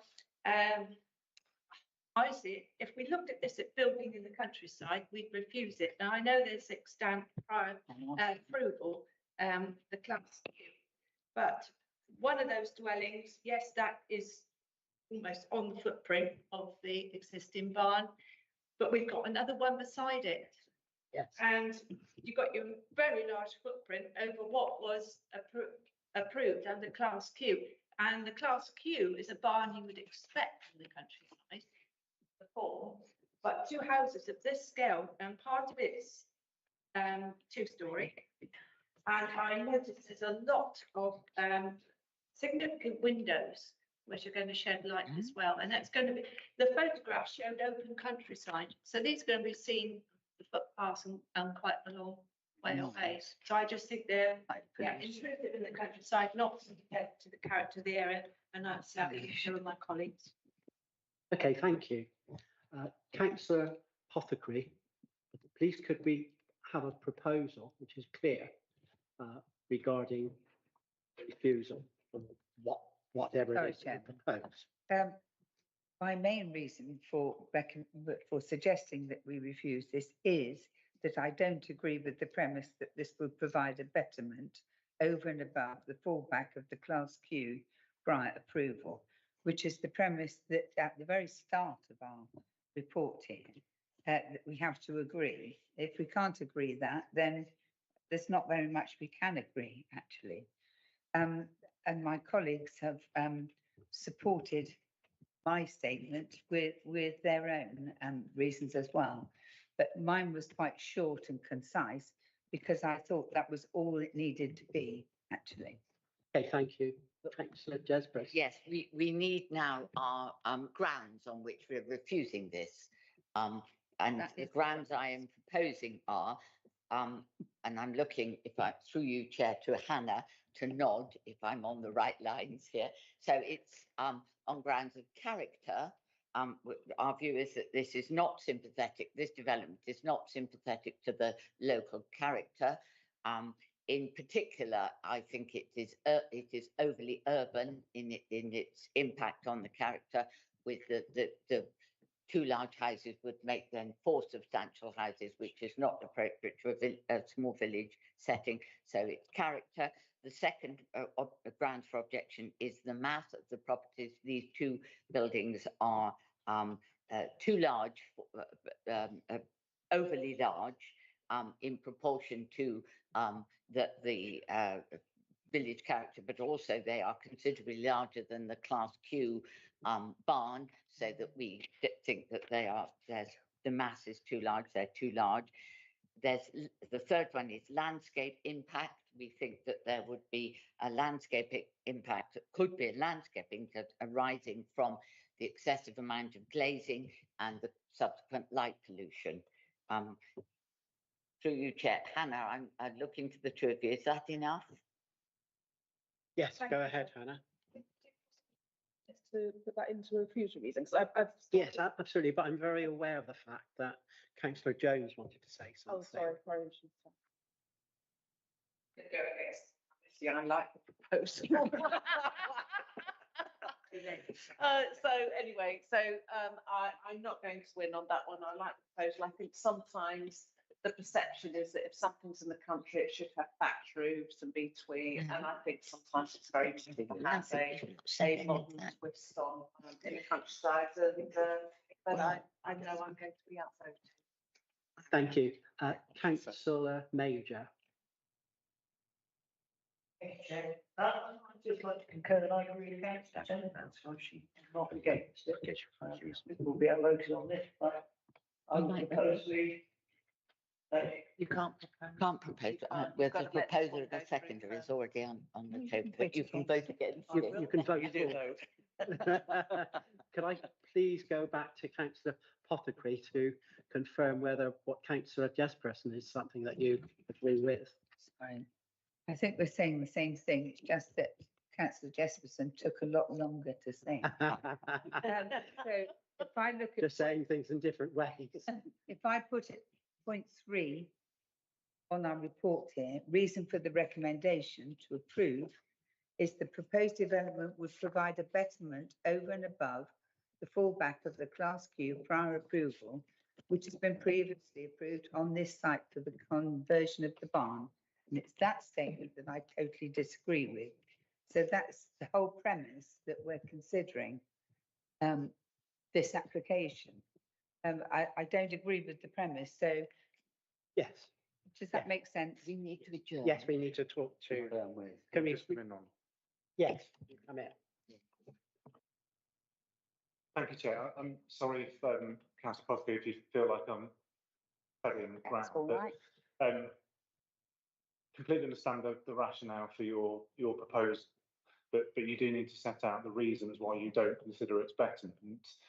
Councillor Jesperson has put forward a number of reasons, She has. which members may feel are which you may feel are the reasons that you come to that conclusion. You may have different ones yourself. So, before we go away and we go to the vote, we need to be clear, Councillor Pothecary, that you're happy with the reasons that Councillor Jesperson has put forward and are adopted as part of your proposal. If you are, and we've got this, and we have a formal seconder, then we can go away and formulate those reasons. Just to reiterate what was said in the debate about following what Councillor Major said, we've got a proposal and a seconder on the, which has been seconded on the table. We need to have a vote on that. If that vote is lost, then effectively the floor is clear for a new proposal, in which case you would be free to make another proposal. May I respond? Yes. Councillor Jesperson, I everything she said, I totally support. Every sentence that she said and all the reasons why. So will that do? Yeah. That's what I was trying to get in. Yeah. Okay, so we will discuss this with Hannah and Phil. I wasn't going to go and repeat everything you said. You didn't. Just I think the what officers would ask is for a short adjournment so that the wording can be worked up into a formal word, which can then be put back to Councillor Pothecary and Jesperson, and then we can go to the. Thank you. Chair, there's numerous elements that have been suggested, but I would recommend putting that in one condition because they're all related to the inappropriate design. So there's landscape, just to clarify, there was landscape harms the appearance of the area, and inappropriate design, which would be urbanising, but they all are part of one, and scale, sorry. So we've got inappropriate mass layout, scale and design, which would harm the character appearance of the area. The large size of dwellings result in urbanisation, which would be out of character with the local rural locality, and as a result of the overly large dwellings. Is there anything else? We have increased light pollution. Lighting, yeah. We've got, that's the light pollution with the glazing under the I landscape. think that probably falls into elements of the design, but light pollution in its own right, it's not in a. We have a natural village with landscape. no street lights at all, so any Light light is pollution, going to be. okay. Yeah. Okay, so we will adjourn for 5 minutes while we have stuff into the offices.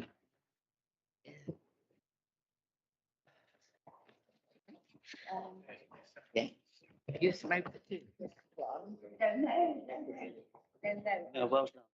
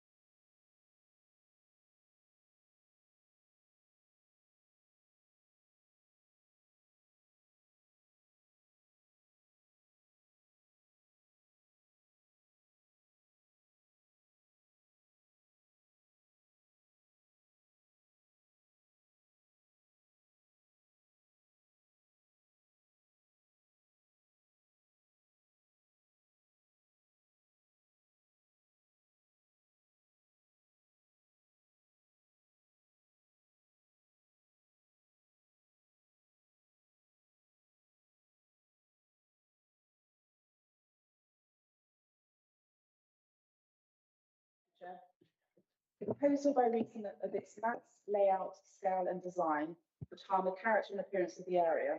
The increase in plot size, large size of the dwellings and the level of glazing would result in an urbanisation that would be out of keeping with the village, and the design would not be in harmony with the area as a whole. The proposal would also result in light pollution. The proposal would therefore be contrary to policy EBN1, EBN10 and ENV12 and the NPPF. Fabulous. Thank you, Hannah. Thank you.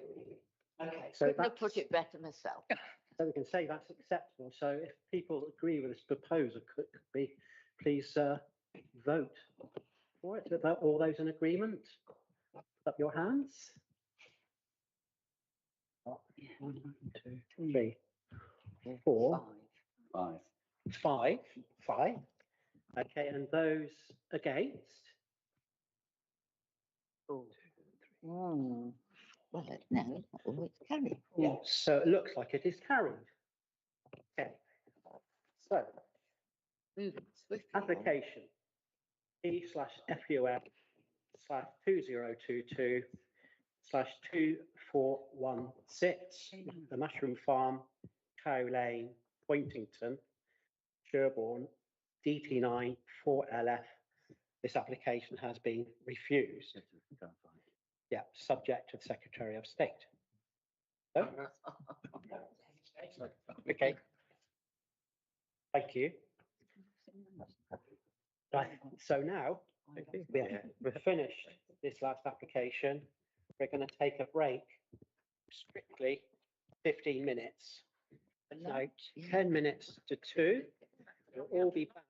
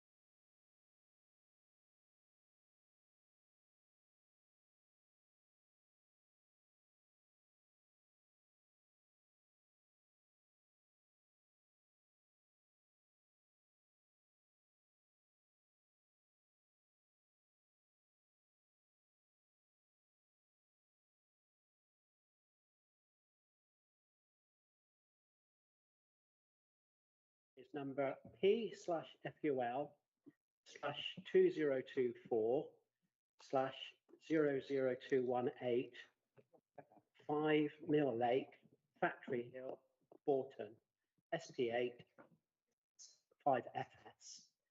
And Jamie, please could you present this one for us? Thank you. So, as Councillor Crabb just said, this application is for development at 5 Mill Lake, Factory Hill, Borton, Dorset, SP8 5FS. In this instance, the development is not for any operational development, but purely a material change of use. So the application is to retain a material change of use of the building from a residential dwelling house to a mixed use of office and residential.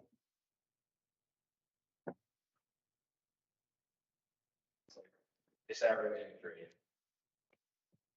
So the aerial imagery on the left and the map on the right show the site boundary outlined in red. The plot is located along the west side of Mill Lake, this road here, nearby the junction with Factory Hill. This is part of the Borton Mills housing estate that is currently still under construction. So for a wider context, the site is located within the settlement boundary of the village of Borton and is towards the northern boundary of the village. The planning history of the site shows that the overall Borton Mill site, it was initially granted as part of a mixed-use development of 29 dwellings and 6 commercial units. However, this was later revised for a Section 73 variation of conditions to become just 35 dwellings. So here we can see the site plans on the left for the original application, and the building in this instance is referred to as Plot 21. And as you can see here, there's the business units nearby to where the proposal is. And then on the right is the updated site plan, now that it's 35 dwellings. This is the current block plan of the site, showing the building now labelled as number 5. Outline the building here in red. The building is a 4-storey terrace building, granted as a dwelling, but currently mixed use as an office and a dwelling, of which the applicant seeks to retain. The office usage was initially ancillary and did not constitute a material change of use. However, as activity has evolved at the site, with a couple of employees working there daily, the office activity is now at a scale that constitutes a material change of use. The applicant has therefore applied to make this new use lawful. Initially, when we received the application, it was an application to change the use of the entire building from residential to offices. In communications with the applicant, they explained this was never the intention and that miscommunication with his agent had resulted in the application being submitted for a complete change of use from residential to office. So a change of description and amended plans were agreed, indicating that the residential use would be retained. Therefore, the change of use is from residential to mixed use as office and residential. The adjoining and surrounding buildings are in residential use. However, in the use classes order, it is set out that offices are categorised under class E-G, which are considered uses which can be carried out in a residential area without detriment to its amenity. The change of use from residential to a mix of office and residential is therefore considered an acceptable use next to residential without generally being considered problematic or incompatible. However, this can be subject to circumstance and the level of activity, but the baseline understanding is that offices and dwellings can coexist next to each other. So looking into the floor plans, the ground floor is to remain as existing, which features a garage and a cloakroom, therefore providing parking and storage. The first floor features kitchen facilities used by staff members and anyone residing at the property, and the living space can function as an office, meeting space, or living space at other times. The plans here show a meeting setup, however, the furniture arrangement is purely illustrative. So the current situation in this area is shown in the photographs here, with the kitchen at one end and an office space in the remaining area. The second floor is proposed to change use from 2 bedrooms to 2 small offices. Currently, one of these rooms is used as an office, which is up there, and the other one as a bedroom. And finally, the top floor is proposed to stay the same as existing, with living accommodation remaining on this floor. Here are some photographs of the top floor, as you can see, used as accommodation. So on the whole, it seems that the use of the building as an office goes beyond that of simply an individual or someone working from home with a couple of staff members on the premises. Therefore, it does result in a material change of use. However, it's not considered particularly excessive in the context of its residential surroundings, and it allows for the business owner or a contractor to stay at the property to reduce the necessity of daily travel. So Bourton Parish Council objected to the application, firstly citing reasons related to a site office approved as part of the Bourton Mills development. Bourton Parish Council consider the site office as being used for different purposes than what it was granted, citing a different businesses there. However, this is considered a separate matter and not part of this application in question. And therefore, if there is a breach, this may be dealt with in the future by the council's planning enforcement team if they see there is a breach. So yeah, the material planning considerations to which the parish object to on this application relate to an office being inappropriate in a residential area, resulting in loss of a dwelling, and the parish also raised concerns about the business and commercial activities extending and the resulting impacts on parking provision and disruption to neighbouring amenity. Also, council highways work solves prior to the amended plans and change of description. Nevertheless, the highways officer did not object to the proposal, but also highlighted potential amenity issues that may arise from visitors parking in the area. So firstly, as mentioned previously, amended plans have reduced the change of use to just be in the second floor and the first floor. When comparing parking standards against policy 23 of the local plan, it states there should be 1 space per 30 square metres for a business office. The office use is roughly 60 square metres, therefore 2 spaces would be acceptable, and a further parking space we'd expect for residential use. In this instance, there is room for 3 vehicles. Therefore, it meets our parking standards and policy 23 of the local plan. And whilst there may be visitors, this would likely be during daytime hours when more parking is likely to be available. Due to the size and scale of the office, the number of visitors expected at the office at one time is likely comparable to what may occur at a dwelling house, whereby gatherings may occur. Furthermore, upon several site visits, it was considered there was ample parking in the surrounding area during working hours, should on-street parking be required. However, the amenity concerns raised by the highways team have been considered, and I believe are the crux of the matter with this proposal. And I'll address this later in the presentation. But first, I'll assess the very principle of the change of use against national planning policy and our local plan. The principle of the application is largely considered under local plan policy 12, retail, leisure, and other commercial developments. In particular, under the heading town centre uses outside town centres.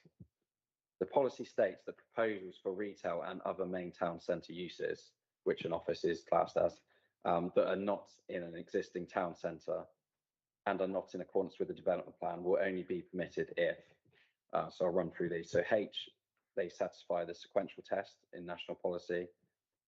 I, they will not have a significant adverse impact on existing committed and planned public and private investment in a centre, and they will not have a significant adverse impact on town centre vitality and viability. Firstly, when looking at H, that they satisfy the sequential test in national policy. So the national policy is the NPPF, known as the National Planning Policy Framework.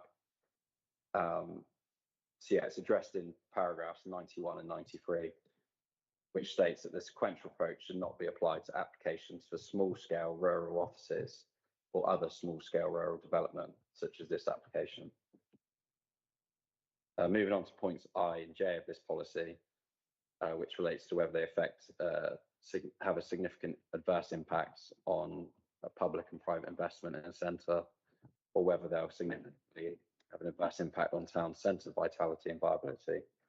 I consider this small building company office featuring 2 bedrooms converted into offices and 1 living kitchen area to be used as an office and meeting space would not have a significant adverse impact on planned public and private investment in a centre, or a significant adverse impact on town centre vitality or viability. Therefore, I consider the proposal is considered to comply with this local plan policy and the NPPF. Moving on to the neighbourhood plan. In the Boughton neighbourhood plan, there is a policy related to this proposal, which is policy 12, titled support for local business. So the intention of this policy is to support existing businesses, encourage new businesses, home working and social enterprises. The policy states that the proposal will be supported provided they meet the 5 criteria. So 1, they will not involve the loss of dwellings. 2, it will contribute to the character and vitality of the local area. 3, protect residential amenity. 4, not adversely impact upon road safety. And 5, conform to environmental and other policies in the plan. When assessing the proposal against these, A, there will still be a dwelling retained, albeit in mixed use. B, the use of an office in the day should bring activity, employment and economic benefits to the area. In relation to C, I consider office use should not result in unacceptable harm to neighbouring amenity should activity be limited. As stated earlier, offices are considered a compatible use next to residential. It's also reassuring that the site has been in use in this way for approximately a year and no neighbour raised any objections to the application. However, I do believe this is a case of ensuring any impacts on amenity are limited from any potential future increase in activity. So moving on to D, as outlined by the Highways Officer, it will not result in material harm to the road network. And as regards to E, it conforms with the other plan policies. Returning to the matter of amenity, I'd consider any potential adverse impacts can be limited through use of condition, allowing expansion of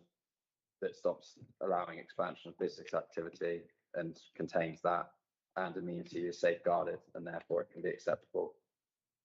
As the NPPF paragraph 38 states, that local planning authorities should approach decisions on proposed development in a positive and creative way and should use the full range of planning tools available.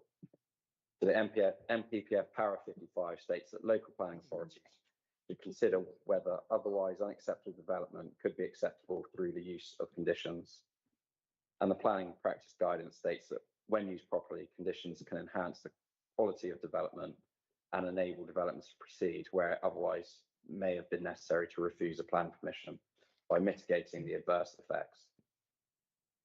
So firstly, a condition is recommended requiring that only the first and second floors are to be used as offices, and they're also not to be used for any other Class E use. This ensures that further expansion of office space does not occur and serves to prevent the business activity becoming too excessive. With the scale of office use contained to 2 floors of this 3-bedroom terrace house, the amount of employees that can realistically work there is limited. The condition would also limit Class E use specifically to an office and not the wider remit of Class E. As although an office use is considered one which can be carried out in a residential area without detriment to its amenity, other potential Class E uses, for example, a cafe, shop or gym, could cause significant impacts to amenity and more regular coming and going of visitors. Conditions have also been agreed requiring and are recommended requiring the office functions of the building to only be carried out during regular daytime business hours between 8 and 5:30. This seeks to prevent loss of amenity to neighbouring properties outside of normal working hours. This should also reduce the necessity of employee parking to just daytime hours when parking in the area is at its least demanding. I consider these conditions can satisfactorily address the amenity concerns raised. In addition, I reiterate it's important to remember the application is retrospective and we've received no objections from any neighbours. This indicates that the use is unlikely to have been particularly disruptive to amenity thus far. So in summary, whilst this isn't a typical location for an office, it perhaps reflects the more flexible modern working approach. The development would comply with the development plan taken as a whole. Paragraph 11 of the MPPF sets out that permission should be granted for sustainable development unless specific policies in the MPPF indicate otherwise. The site is located within the settlement boundary of Bourton and is considered to be an acceptable location for a small-scale office use. It brings economic benefits to the area, employs local people, and adds to the vitality of the area. There isn't anticipated to be any significant harm to neighbouring residential amenity, and sufficient parking would be provided to serve the development in line with the parking standards. So I believe there are no material considerations which would warrant refusal of this application. Therefore, my recommendation is to grant subject to condition. Okay, thank you, Jamie. I'm going to go around and ask the various ward members. We have 3 here on the committee. Right.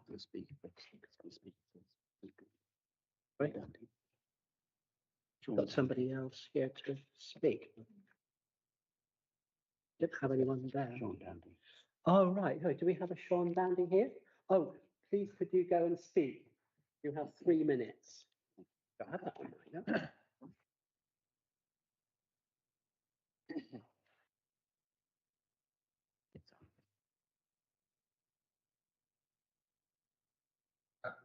Good afternoon. I just wanted to give you a brief overview. I'm a director of the company. I wanted to give you a brief overview of where we're at and what we need. We came down 6 years ago from London to primarily build airports in there.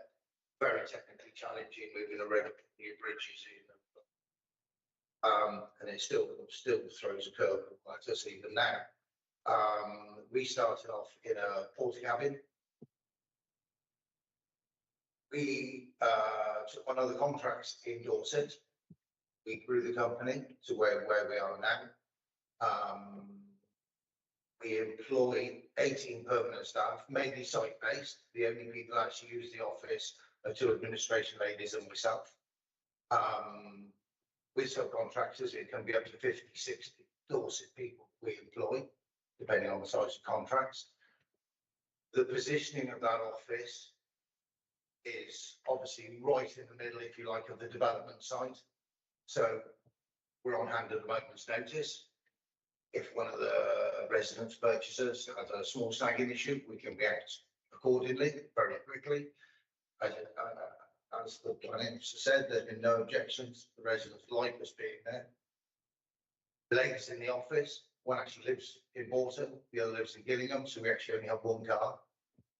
Apart from mine, which is part of my house, I live in Bourton as well. I only see a plus situation, you know, and we're at a comfort level with the company, so we don't want to grow anymore, as we lose control. So it won't actually grow any more than those two stories of offices. We don't want it to grow anymore. We're very, very happy, you know. And as I say, we employ some very, very good local people. That's it. Thank you very much. Thank you. Okay. Comments? Okay, thank you, Chair. Councillor Rideout, Gillingham Ward. Well, I asked this to come to the committee because I picked up on the points that were put forward by the parish council, their concerns, and I felt it needed more discussion. The offices are in use now. I have no problem with those offices being in use now while construction is going on. This is, I mean, it makes sense, as Mr. Dander said, to have his workers, admin workers on site. It is, when the development is finished, then what happens? I don't see any limit on this application for use only when the construction is in progress. When it's not, who will be in those offices? The people who have bought houses on that site, Factory Hill site, is a lovely development, but they bought them on the understanding that it was going to be a purely residential development. And how I see it, if we're going forward and the development is finished, we've got potential amenity impact with neighbours, with parking. We've got 2 offices. I know there's 3 parking spaces, but then if you had people coming in to hire their offices, and then you have meetings, there would not be enough potential space to park outside the property. And then, of course, we've got the impact on the neighbours, which we want to try and prevent that happening. So I believe there's a possible amenity impact going forward. And I think I welcome the conditions put on, only the first and second floor, and used to doing regular daytime. That's fine, as I said, when the whole scheme's in progress. But I do think it needs some sort of permission limiter. So when everything's finished, it will revert back to a dwelling house. And after all, it's a lot of a dwelling house, because I can't really see who's going to use the upstairs bedroom when the offices are in use. So I will concur with the parish council that it is contrary to Bolton Neighbourhood Plan 12. Support for local business, A, B, C, D, and E. And I shall. Okay, thank you. Councillor Apothecary. Thank you, Chairman. I unsurprisingly totally concur with Councillor Rideout for all the reasons that are said. I would normally be extremely supportive of local businesses, and I am extremely supportive of this local business. But I on an indefinite basis is a big question mark. It was a residential site. It was planned as a residential site, and to use it as a temporary office for a while, I think is acceptable. But on a permanent change of use, I'm not so sure, to be honest with you. I do believe it goes against the Bolton Neighbourhood Plan.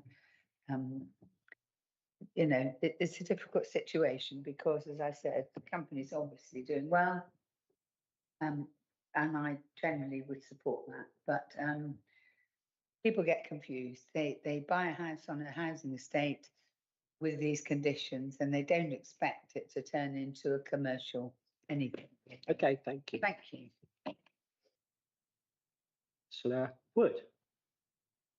Yes, I would also agree with my colleagues' concerns there. Again, it does make sense on the kind of practical front right now as the construction's going on. But long term, I don't think it's really, I mean, in the neighborhood, people are probably happy with it because they see it as a practical solution. Once that's done, I think it might come up with more of an issue for neighbors. And so I think if we could maybe add conditions on a time limit or something like that, that would make it more acceptable for me. Thank you. Councillor Jinks. Yeah, I agree with the 3 Gillingham ward members. I understand the practicality of it right now, but if this planning application has sort of level of perpetuity, then where does that leave us once they've packed up and gone? It just seems like a great shame to lose a residential home where a family could be living and become part of that community to an office space. Thank you. Councillor Cooper. Yeah, I'm happy with it as it is now, but I just wonder whether there could be a condition put on it that, you know, it was tied to this particular applicant, and then, you know, if they moved on, then it reverted back to residential. Unlimited. Thank you. Councillor Jones. I don't really have a question, but I'll come in on debate. Okay, thank you. Councillor Jesperson. Question is, can it be conditioned to be time limited? The question. Yeah, condition of time limitations. Sorry. Yes, go ahead, please. We can sometimes condition, sorry, Joe, we can sometimes condition temporary permissions, but this isn't what's being applied for now in this proposal. So when we look at applying conditions, we have to say whether they're necessary to make the development acceptable in planning terms. And as Jamie explained, an office use at this scale, with the conditions that it can only be used 9 till 5, and that it can only be used over certain floors, is in itself limiting. To then apply a condition that it can only be used for the duration of the construction work and couldn't be used for an alternative office would be difficult to justify in planning terms. And the reason, the test we have to go through when we apply conditions, and it isn't what's being applied for. A temporary use isn't being applied for. It's to use it for however long it's needed. So where I think there can be some reassurance in the fact that it's the use we need to be thinking about, not the user. And if it's used in a way as an office with these conditions, there shouldn't be an issue. Just like a residential property, if it's used in a normal way, shouldn't result in an immunity impact. So I think that's what we need to consider rather than the specifics of the case. And also, in terms of Councillor Cooper's question about tying to a particular business, it results in the same issues with attaching conditions. That what's the planning justification in terms of reasonableness to attach it to one business? It goes with the land, and it shouldn't matter, whatever business uses it. So I just put that out there now in terms of when we're thinking about conditions. We have already got a condition that limits the use of the building, can't change between the E-class uses to other uses that might be unacceptable and might have an impact, and it can't be used for the business purpose outside normal working hours. If we are thinking about other conditions, we have to very carefully justify them in relation to the tests in the NPPF for conditions. Thank you, Chair. Thank you. Councillor Major. I'm going to throw a curveball in. I don't have any problem with this. I think in future, if they decide not to use an office, then they can apply to be put back to residential. I don't see why any future business would be tempted to use this residential building, essentially. It's a very small setup, so I have no problem. Councillor Jesperson. So are we in discussion now, or are we in questions still? Well, I think we've done the questions. I think we should now go into some discussion. So, in which I'll case, ask David Taylor. David Taylor. So I'm going to ask him. No, the question was, and I think you quite actually put it actually, is the fact is, what are we dealing with here? And yes, it is the fact that it's going to be part office, part residential unit, and the fact is that's it. That's what I was thinking. The thing was, I was going to look after about the parking. We've had this discussion, but the fact is there is overbuilt car parking up the road, isn't there, as well? Is it on the fly? Is it called fly road or something? There's a fly road. There's a road just up where you can actually use overbuilt car. Talk about it on the thing. There's a road just up. You see the hill? Yeah. Yeah. So, yeah. So there is actually been taken into effect of overspill of car parking is slightly off the premises to actually incorporate so they can actually use it as an office. So therefore, I don't really have a problem with this because the fact that it's actually been it's part resident, part office. That's my feeling on it. So it's actually been taken care of in its own right. Thank you. Thanks for Jesperson. I'm a bit out on a limb here. I do have a problem with this. It's in breach of the Bolton neighbourhood plan, and the neighbourhood plan is the highest level of carries the highest level of weight of all our planning documents, and the neighbourhood plan clearly states that you shouldn't be having loss of a residential property. I can't believe we're even discussing this, but the thing we're most short of is homes for people. And this is it's not an affordable home in the technical sense, but this is not an expensive home it's where people need homes. And we're sacrificing a home in order to put an office in. There's lots of office space. There's a business units over the road. We need houses, not offices on a housing estate. It's nonsense to suggest, with respect, that this is dual use. It isn't. The 2 bedrooms upstairs, there's no kitchen. If the office is used as an office and they go home at 5 o'clock and you lock the office door, which they would because it's an office, nobody can be living upstairs because they haven't got access to the kitchen and they don't even know how they would get through to get upstairs to their bedroom. So to suggest that this is dual use is you know, I'm simply not convinced. It's just not. Leaving 2 bedrooms upstairs is not a home. A home has a kitchen and a garage and a parking space. And this is not a home. I absolutely am opposed to anything that is losing a residential property when the thing we're most short of is homes for people. And there's no justification for doing this. And the grounds for refusal is that it's in breach of the Portland Neighbourhood Plan. Any other comments? We need clarification what it is actually already. Sorry, Chair, can you clarify exactly what it actually is at the moment, what's it being used for? It's being used for an office and a bedroom and a kitchen, isn't it? Yes, at the moment, it's being used as an office and as residential accommodation. It's not someone outside the business staying there. It's not being used as a home. No. It's not. No, You know, but it is established as an office and a bedroom and a kitchen, isn't it? It's Yeah. established use. There's no Sorry, it is for at the moment. Is it No. not? That's not the approved use at the Not the moment. approved The use. approved use at the moment It's is being a used at the dwelling. moment. Approved use is a residential home. It's a home. My apologies, I won't go over. I'm going. It was granted as a dwelling Yeah. as part of the wider scheme, which actually was originally in a mixed use scheme that had employment on it, but that was taken out of the scheme over time. And so this is granted as a dwelling house. It's being used as a mixed use of office and residential accommodation, and that's what's before you today to decide. So it's retrospective, basically. The use the use is already occurring. Can I retract my remark then? Can I retract that and just say, I'm sorry, I thought it was mixed use. Mixed use, yeah, that's correct. Mixed use. What the permission is for, though. That's right. Because the condition is to ensure that the office use isn't used in a detrimental way. That's right. So that's what's the key in the condition, is to stop the office type use impacting on the existing residential units that are around the site. Yeah. Jamie's got the neighbourhood plan policy talks about not the loss of the total loss of a dwelling. So we can probably look at that again.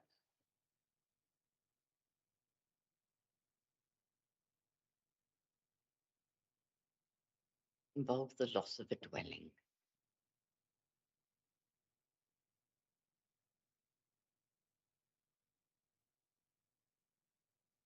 Yes, David, go ahead. Well, therefore, I need clarification now of exactly what is this, because we've got a bedroom on the top floor we're asking for. We're asking for 2 offices on the second floor, or is it first floor? Then we've got an office and a kitchen on the first floor, and then we've got parking for 3 cars at the bottom where the garages are. Is that right? Yeah. That's right. So what have we got already? So, yeah, they're applying retrospectively. Yes. But essentially what they've got now, Yeah, that's it. for what they've been using it for the past year. So can they use that as it is? So the application is retrospective, so Yeah, that's yeah, the that's question. that's fine. You Yeah. have to treat them in exactly the same way. Yeah, If it's sure. already if the use is already occurring, Yeah. you have to consider it in the same way as if it wasn't. But the authorised use is as a dwelling house. Sorry. So we're considering whether it can Okay, be thank you. mixed use. And my contention, Mr. Chairman, is that 2 bedrooms upstairs does not constitute a dwelling. It clearly involves the loss of a dwelling. 2 bedrooms, when the first floor and the second floor and the garage is given over to, and the kitchen, presumably there's a bathroom upstairs. 2 bedrooms and a bathroom is not a dwelling. It's not a home. At the moment, it's a 3-4 bedroom home for a family. We're losing that, and I can't see any justification for why we would lose when it's clearly in breach of the policy. I put it to you, I do not think 2 bedrooms upstairs constitutes a dwelling. There's no kitchen, there's no access to the garage. Not a dwelling. It's just 2 bedrooms up there doing nothing. Okay, thank you for that. Does anyone have any proposals to make with regard to this? Any more discussion? Any more discussion? Does anyone want any more discussion? Any more points? Chair, Belinda Ryder, Gillingham Ward. Can I just ask Hannah, have we got no course then to put any condition on this application to make it acceptable? Temporary. I'm limited. I think the question would be, what would the time limit be if we were going to impose a time limit? Because if it's acceptable for 1 year or 2 year or 3 years, why is it not acceptable for 5 years? I think is the difficulty. I think we can condition that it's possible to have time limited conditions. I'm just trying to see what the justification would be in this case for it being time limited if we're saying it's acceptable in terms of its impacts. So yeah, I think if it was sometimes very rarely that you can have a condition where there's a temporary period to test a use. So very rarely you'll get a condition that says the use can be carried out for a certain amount of time if there was concerns about the impacts that might arise. And then after that period, it might be a permanent permission. But I'm not certain that we're identifying impact that might be a concern that might justify that in this case.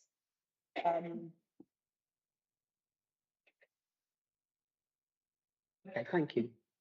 Thanks, Des Preston. Mr. Chairman, I'm aware of the time. Let's cut to the chase. I will, because then we can put it to the vote and then I can shut up. I will propose that we refuse this on the grounds that it is in breach of the Bolton Neighbourhood Plan, which is the highest planning policy that we have, on grounds that it involves the loss of a dwelling because what is left cannot reasonably be said to constitute a dwelling. So that's my grounds for refusal, and see if anyone wants to second it. Councillor Major.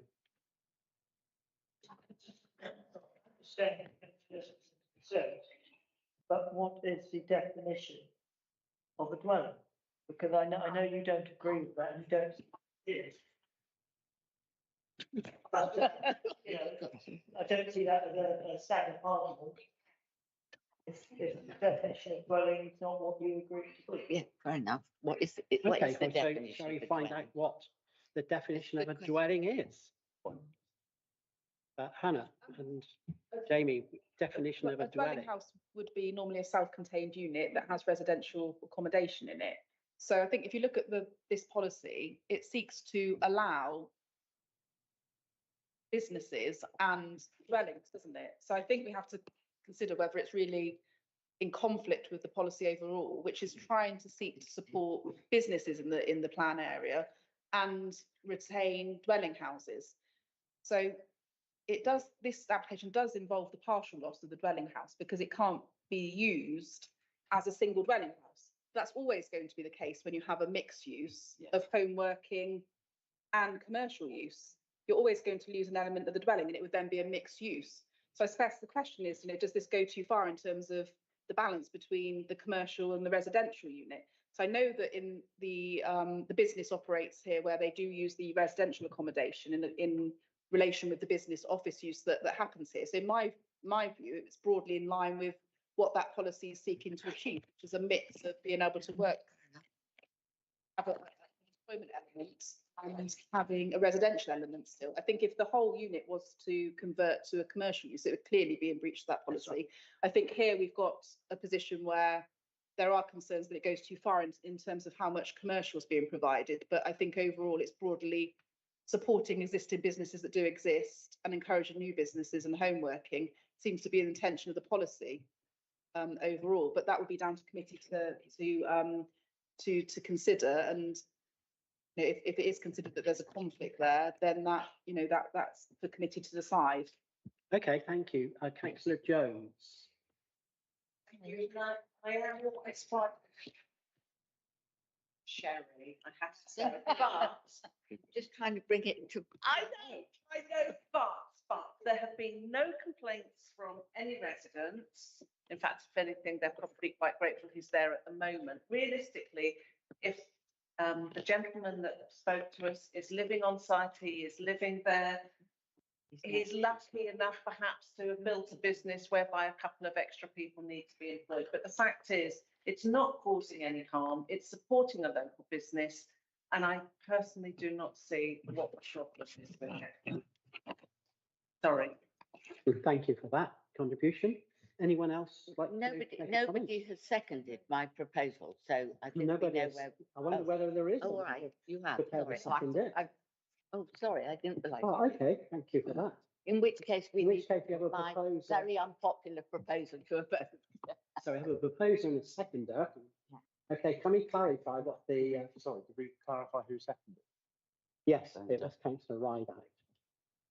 Okay, so I think we're clear on what the proposal is. To refuse? Yes. Yes. So please can we have a vote by show of hands?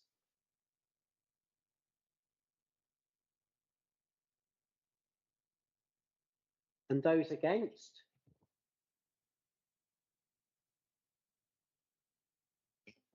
I think that proposal has been rejected. Yeah, it has. Okay. So, May I vote to propose? yes, please go ahead. Pass this. Second.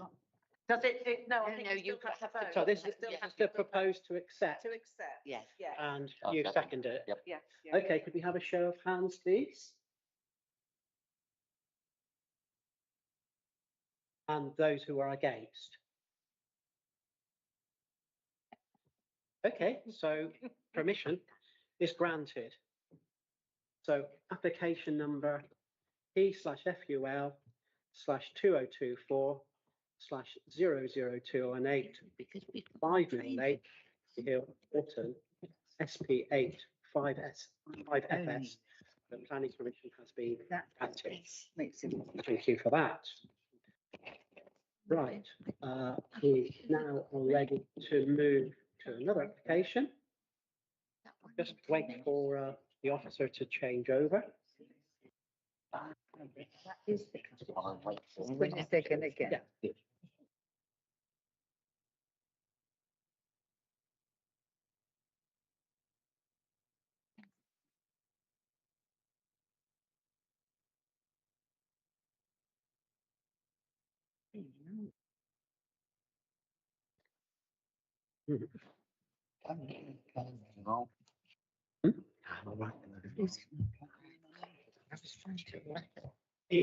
Ready to present the application to us.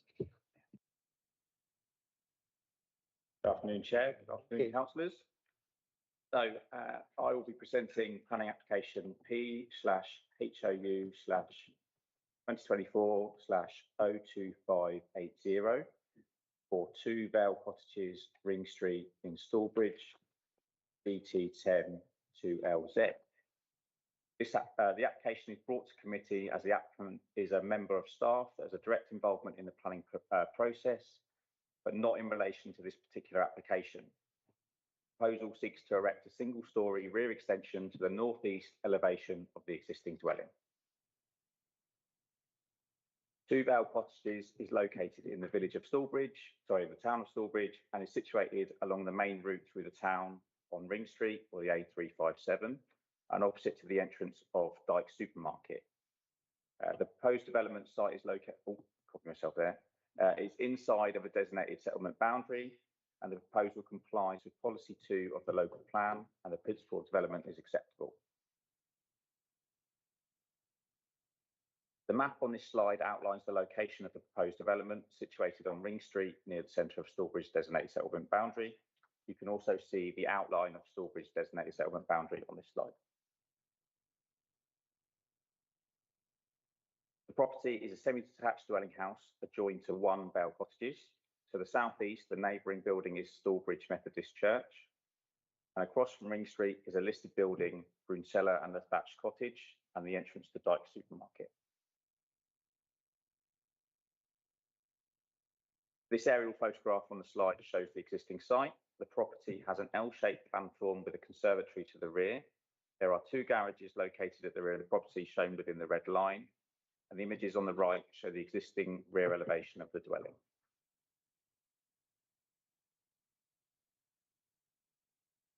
On this slide, we've got some photographs that show the site, show views from around the site.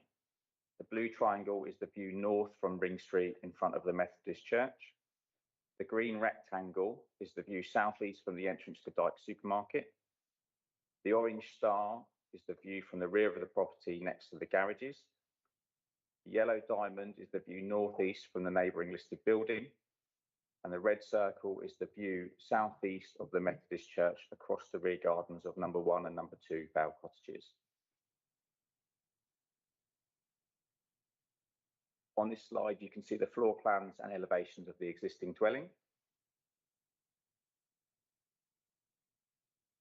And this slide shows the proposed single-storey rear extension to the northeast elevation. The extension would measure approximately 3.05 metres deep by 2.9 metres wide, with a height of 3.1 metres at its highest point and a height to the eaves of 2.3 metres. The external walls will have a render finish to match the rear and side elevations of the existing dwelling, with windows in white UPVC to match. The proposed ultra roof tiled roof of the extension will be a lean-to style with a roof light in the centre. The key planning considerations for this application are the impact on heritage assets and the character of the area, the impact on amenity, the impact on biodiversity, flood risk and drainage. The proposal is located within Stallbridge Conservation Area.